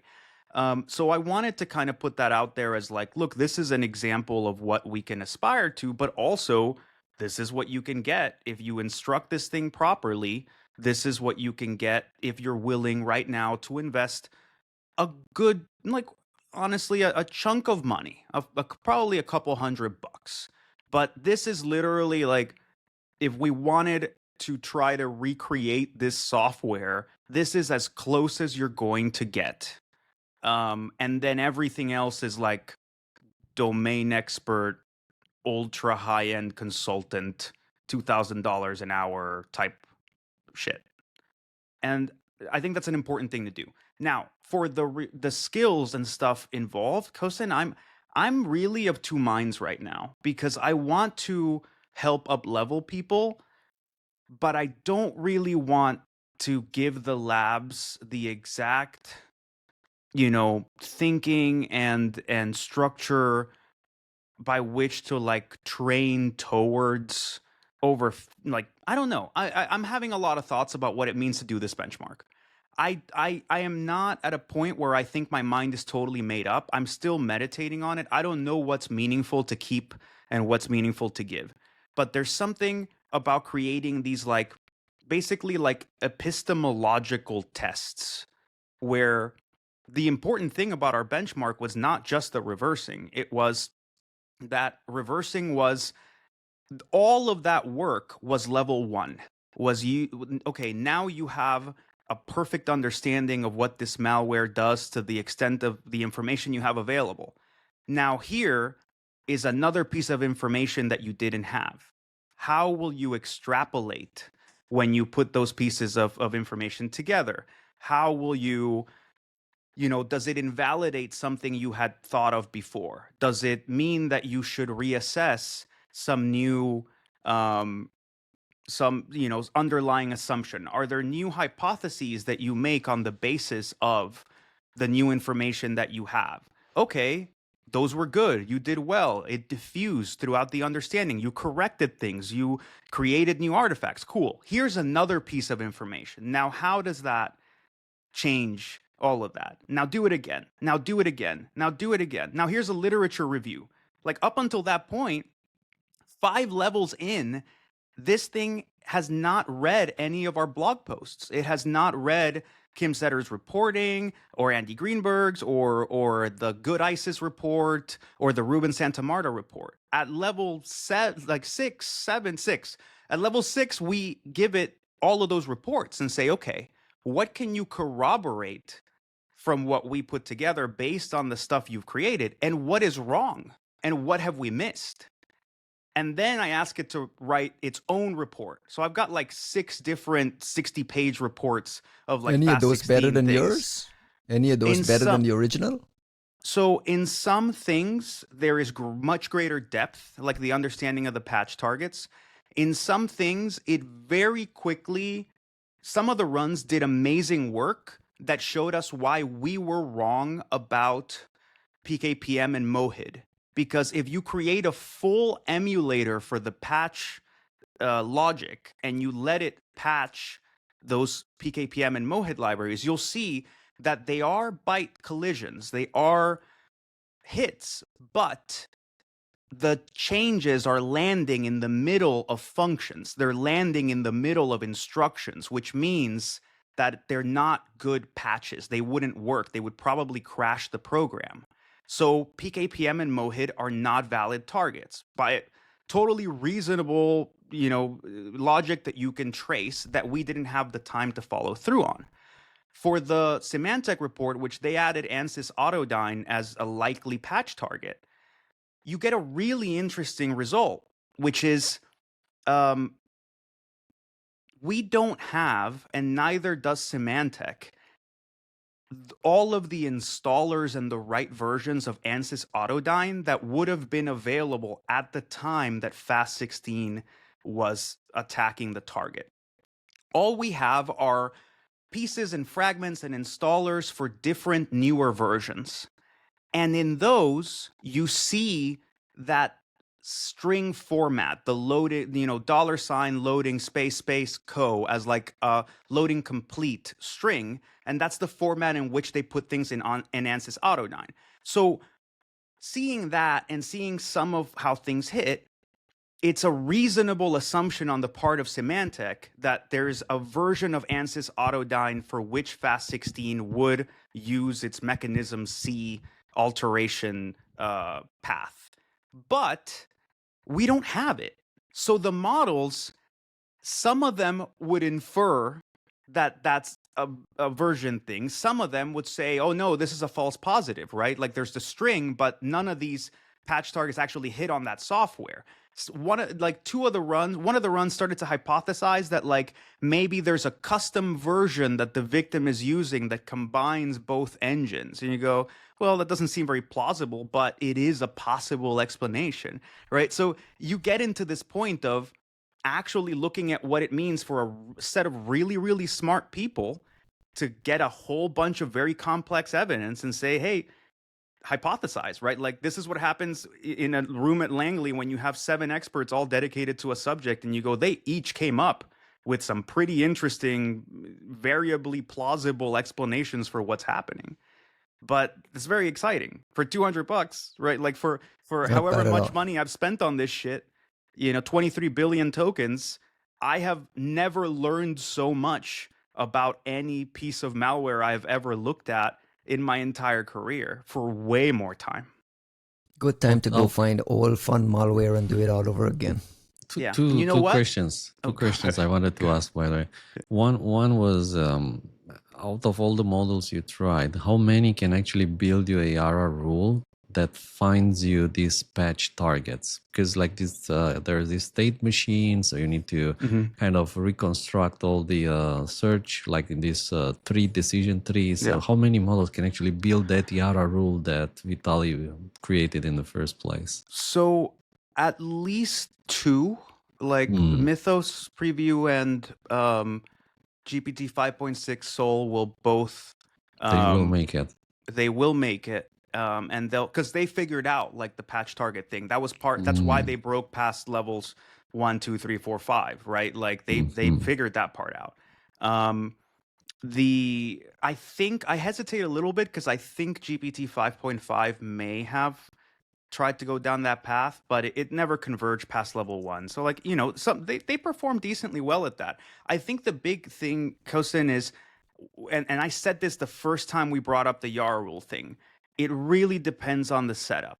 If you're giving it Yara in a folder with a terminal and the files, you're giving it the right conditions for it to actually figure it out. Moreover, like if I'm actually using this for my own hunting, I give it access to the VT CLI command and it'll go run a retro hunt on a goodware set by itself and figure out if there's false positives and fix the Yara rule. So like, there's a difference between testing it because I want to evaluate its capabilities and using it because I need to accomplish something.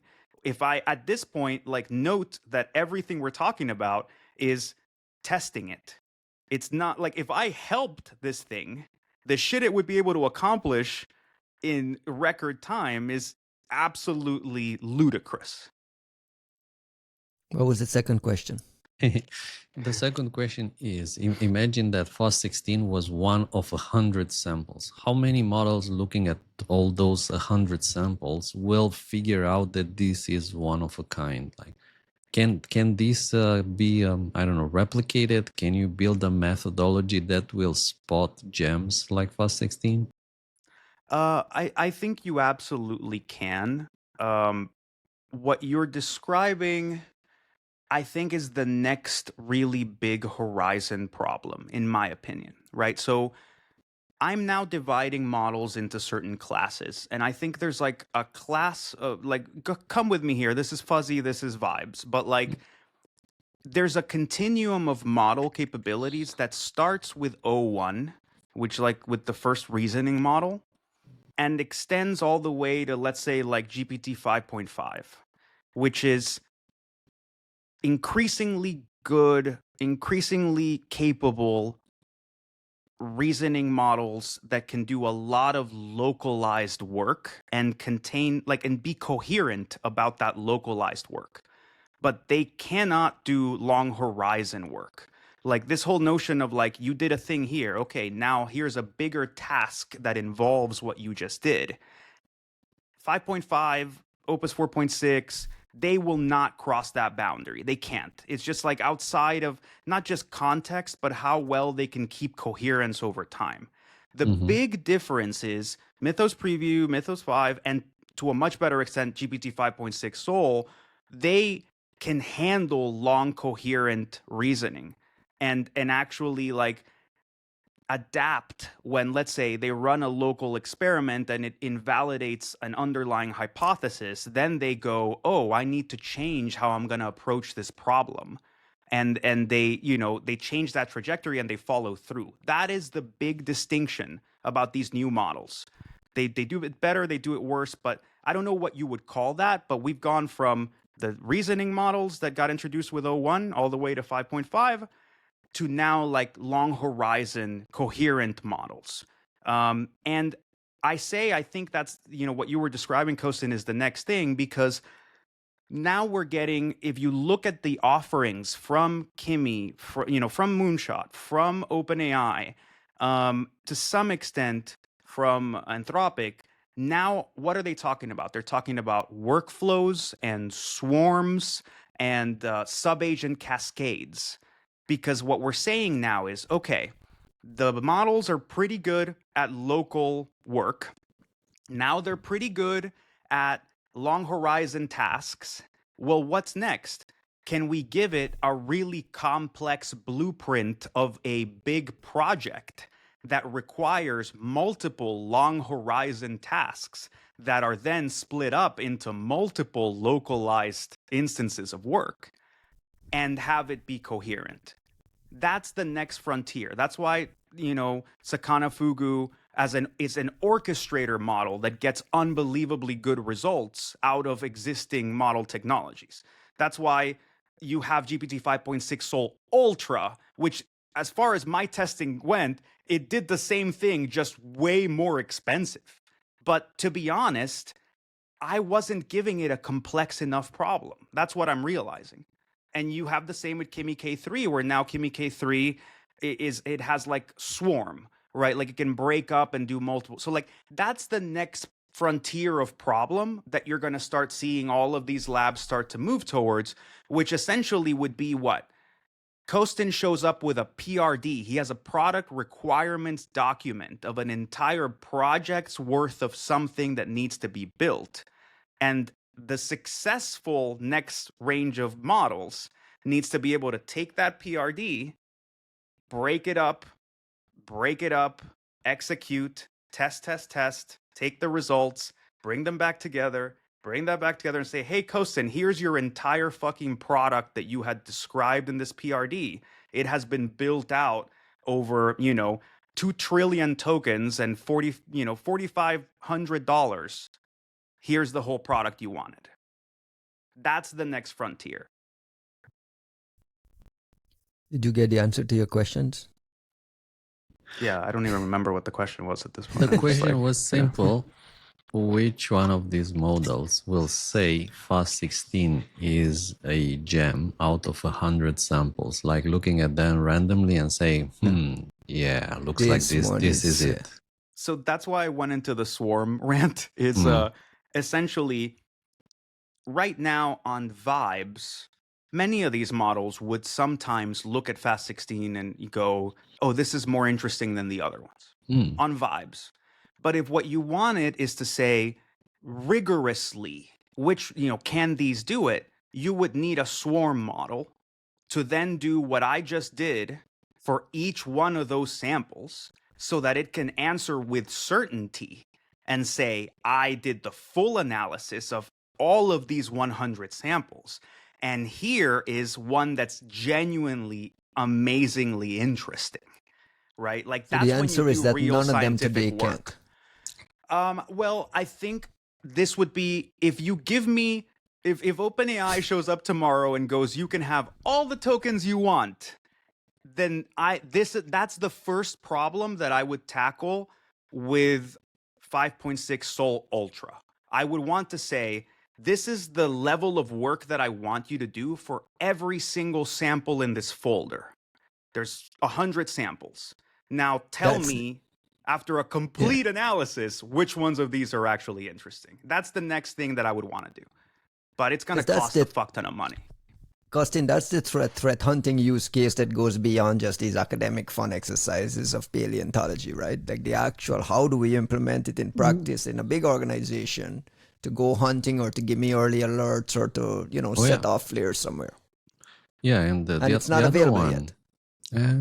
It's so buildable, though. How you can build the intuition that allows some people, you look at a sample, you just open it in FAR, you look at the sample and immediately say, "Ooh, this looks interesting," and you know how long it takes? 0.5 seconds, something like that. Like you don't need to reverse it. You don't need to do anything. Like by just looking in there, the things that you see in there, like immediately you say, "Oh, this is it. This is something like heavy." Because to be fair, 5.6 and Mythos will both do that now, but we couldn't accept that as an answer. You know what I mean?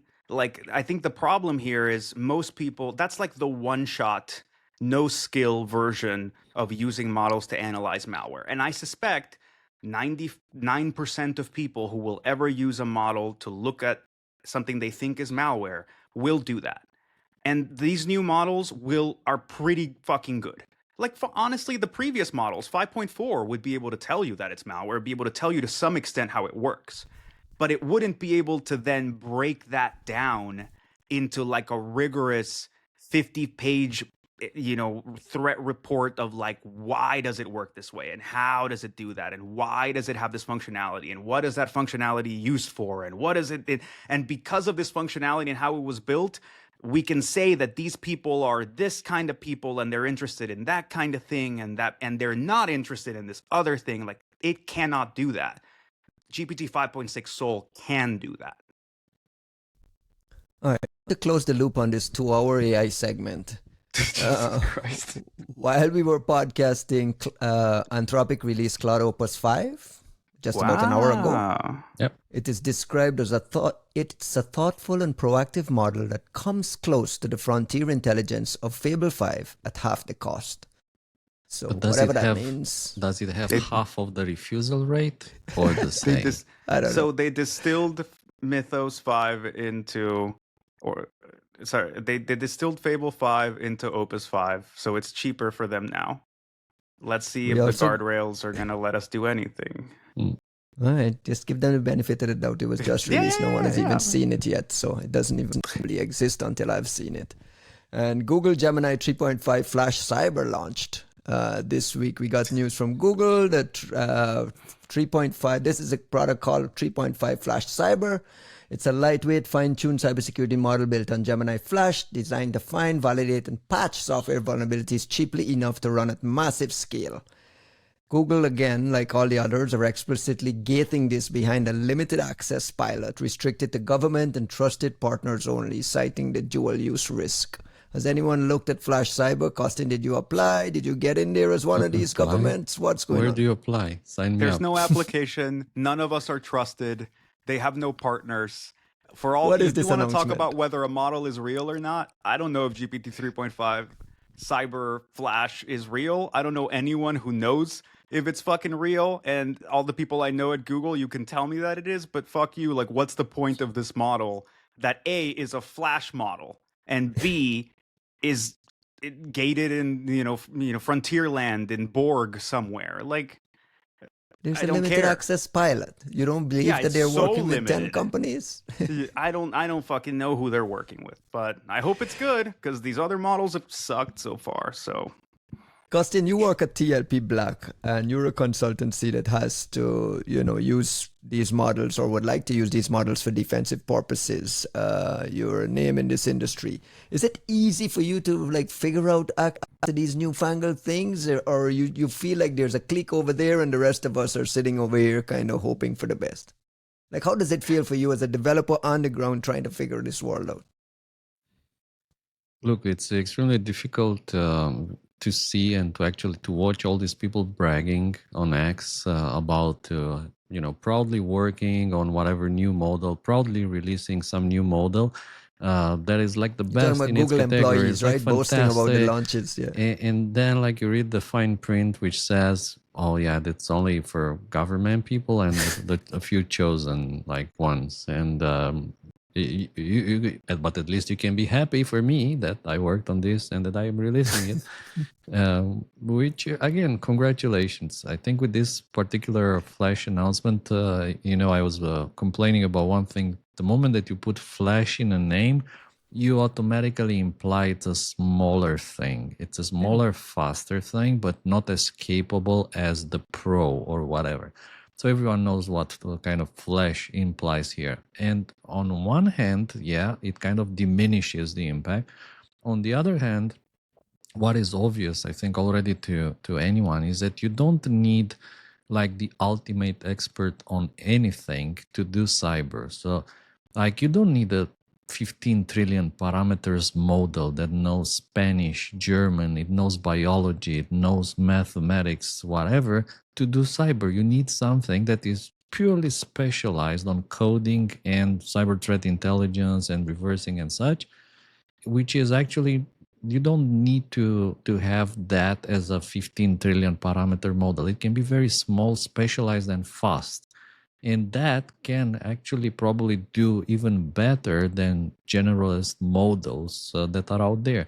So from this point of view, this is the right way. I was talking to our good friend Pasquale. Like recently, we were both Pasquale with his company Rational Edge and ourselves. We are all both looking at the same issue, which is like how do you do fast AI powered analysis, preferably local because of customer samples. So you don't want to share all those samples or data on the samples with anyone else. You cannot. How do you do that analysis in the sense of producing Yara rules or producing intelligence about the sample? How do you do that efficiently and fast? And we both came to the conclusion that you don't need the 188 billion parameters model. You actually need a 2 billion parameters model that is very, very specialized and post-trained on these particular topics alone. That's what you need. And from this point of view, I fully support what Google is doing, like releasing a Flash model, small and fast, that in theory, if it was open source, something that you can download and run it on 2 NVIDIA DGX Sparks, that is fantastic. Unfortunately, I don't think it will be open and you will not be able to download and run it on 2 DGX Sparks. No, probably not. But you know where this is going. Like eventually some Chinese lab will understand all that. They will understand the value of a smaller, faster model that is very specialized and doesn't speak Spanish, Romanian, German, French. It only speaks, let's say, English and Chinese, and can do cyber very, very well and very fast. And that is actually what you need to tackle this problem that we are facing, a very specialized model. Is there a time in that for others to invest as like a specialized business, creating specialized models just for Chinese APTs or just for Russian APTs? Like Costin says, it's going to get limited, and you can compress it into just what you need. I think there is a lot of opportunity here, and there's like, I mean, the possibilities are infinite.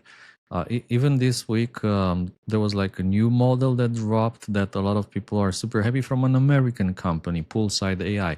So they dropped Laguna, which a lot of people are saying that this is the new best model you can run on one DGX Spark. I didn't have time to play with it myself, but it's like very exciting times. Almost every week there's a new model dropping, and I think we haven't yet seen the best of these specialized models. People are still trying to create generalist models that can do very well with agentic work on any topic, because the reality is that people use it like for all sorts of things, like whatever is new in the anime world. What's the latest on the K-pop music?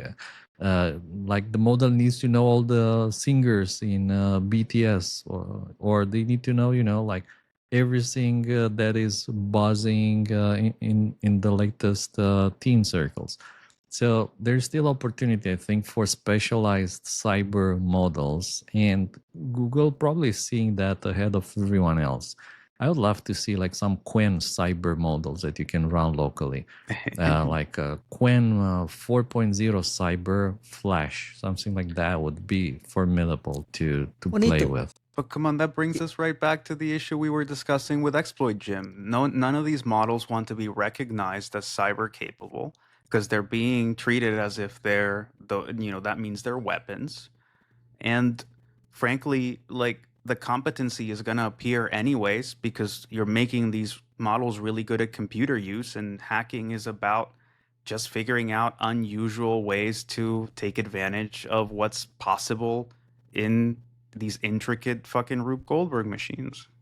What Costin described, and then he looked to Google as the answer. Is there a role for like the startup VC-backed ecosystem to try to do this, or they can only come from these big companies? Absolutely a role. So like, I'm glad you're putting it that way because I've been discussing this on the pod for several episodes now, but when you want to make these things into production systems, you need to fucking lower the costs, right? Like you're not going to want to just keep hitting a frontier lab every single time that you need to fulfill any request in these systems that is going to cost you $2 or even 80 cents. Like it's a production system that's too expensive. So what do? Well, you go and you train and you essentially fine tune the model to be able to just handle that really, really well. And then you can host it yourself and run it for 10 cents on the dollar. There is a massive opportunity for the VCs to fund more of those companies that have that competency to walk in, look at your problem, and say, okay, you got this working with a frontier model. You want to productionize and like make the cost better. We did the runs, we did the testing, we did the prompting, we did whatever. Here is your fine-tuned model. We'll charge you a support fee to kind of keep updating it, and you can run this on any American Neo cloud, and off you go. You're not dependent on the frontier labs anymore. Like that needs to happen for AI to actually marble into these production systems. Yeah, and I'd love for someone to take a stab at an open model, open weight kind of model on the VC startup side, and let's see if we can figure out the services around it that can monetize it. I don't know what the monetization looks like. I'm not an expert. Yeah. Hey, we're running out of time, and I want to touch this very, very briefly because next week we will have Greg Lesnovich from Proofpoint on the show as the fourth buddy. Nice. So Greg will come on and we'll dig a little deeper into it. But Greg's team at Proofpoint published a really, really interesting APT paper warning about like some Zimbra mail services vulnerabilities and some half-click exploitation that was happening on the Russian side. In tandem, the NSA put out a press release and kind of confirmed the attribution to Laundry Bear. Remind me, Costin, what Laundry Bear was? I know we talked about it on this podcast. Can you tee up the Greg Lesnovich appearance next week? What are we looking at? Why is it interesting? We're looking at a very exquisite threat actor that was exposed by the Dutch intelligence. The MIVD paper from way back, right? Way back. Episode 48 of the three-body problem, by the way. I was looking at the transcripts earlier. So, yeah. That report that didn't have too many IOCs, if we remember that specific case. And then Microsoft came up with a blog as well that had also very, very little IOCs in it as well. And it was specifically, I think, very interesting because everyone said, look, this is different from all these other Russian threat actors. This is like something unique, special, like something new that everyone needs to keep an eye on. And I think that since those reports, there was very little information publicly available on this particular threat actor. And I know, of course, people who are privately researching it, privately investigating. And then we talked about the arrest of the guy who was part of Laundry Bear and who got arrested in Thailand. We talked about him last week. When there were some reports came out that he'd worked in Kaspersky in Boston for a couple of years. Correct. Yeah. Yes. Was it Denis Obreshko, right? Right. And I think that it's very, very nice to see the information being published. That was, I think, being held on for some time. I think that this TA488 exploitation of different things was known, of course, to some people in the industry. And we are all big fans of Greg Lesnevich. He's one of the greatest. Remember when I said that if someone can solve that angry spark attribution and pivot, that would be Greg. Like he's the best. So I'm looking forward to have him on the show and tell us more about Laundry Bear and other threat actors trying to go after this maybe less known webmail systems through all sorts of exploit, CSS, XSS attacks, and so on. That Proofpoint team has leveled up. I saw that Sahar Numan is also over there, along with some pretty cool things. You went straight for the attribution bit as the interesting bit. There's this half-click exploits and the actual technical details of the attack. That's really, really fascinating. We'll leave that for Greg to come and dig into it with us next week. He'll be our fourth buddy next week. With that, let's close the show quickly with some shout-outs, Juanito. Quickly. I don't know how to do quick, so I'll just say, shout out to all the security folks that are actually trying to figure out how to apply this stuff. We've got a nice group on the, token gains group of folks that are in security really coming at these systems. I hope you guys figure it out. We're all sort of in this together at this point. And shout out to the people in the Frontier Labs doing incident response for their own rebellious children. It's going to be a hilarious year going forward. Get well soon to all those folks. Costin, close the show quickly. Shout outs also to our good friend and employee of TLP Black, Andre, whom you spotted on LinkedIn, by the way. Yes! It's his birthday, by the way. It's his birthday. I think he'll be like 19. I'm kidding. He'll be 24. He will be 24. Happy birthday to Andre. Happy birthday to Andre. And thank you for everything that you are doing and helping us. Shout out to all the listeners leaving comments on Spotify and YouTube and Apple and LinkedIn. There's a guy actually posted. Sorry. Yeah, we actually had a listener clip a section of our podcast and actually went into the details of how many of the Microsoft patches were internally discovered versus externally reported. So people are actually listening to the show and interacting with us. I just want you guys to know we're reading all of it. Juanito is going to fix his hair for the next episode. And with that, that's our show for this week. We'll catch you next week. No way. Bye-bye. Bye-bye.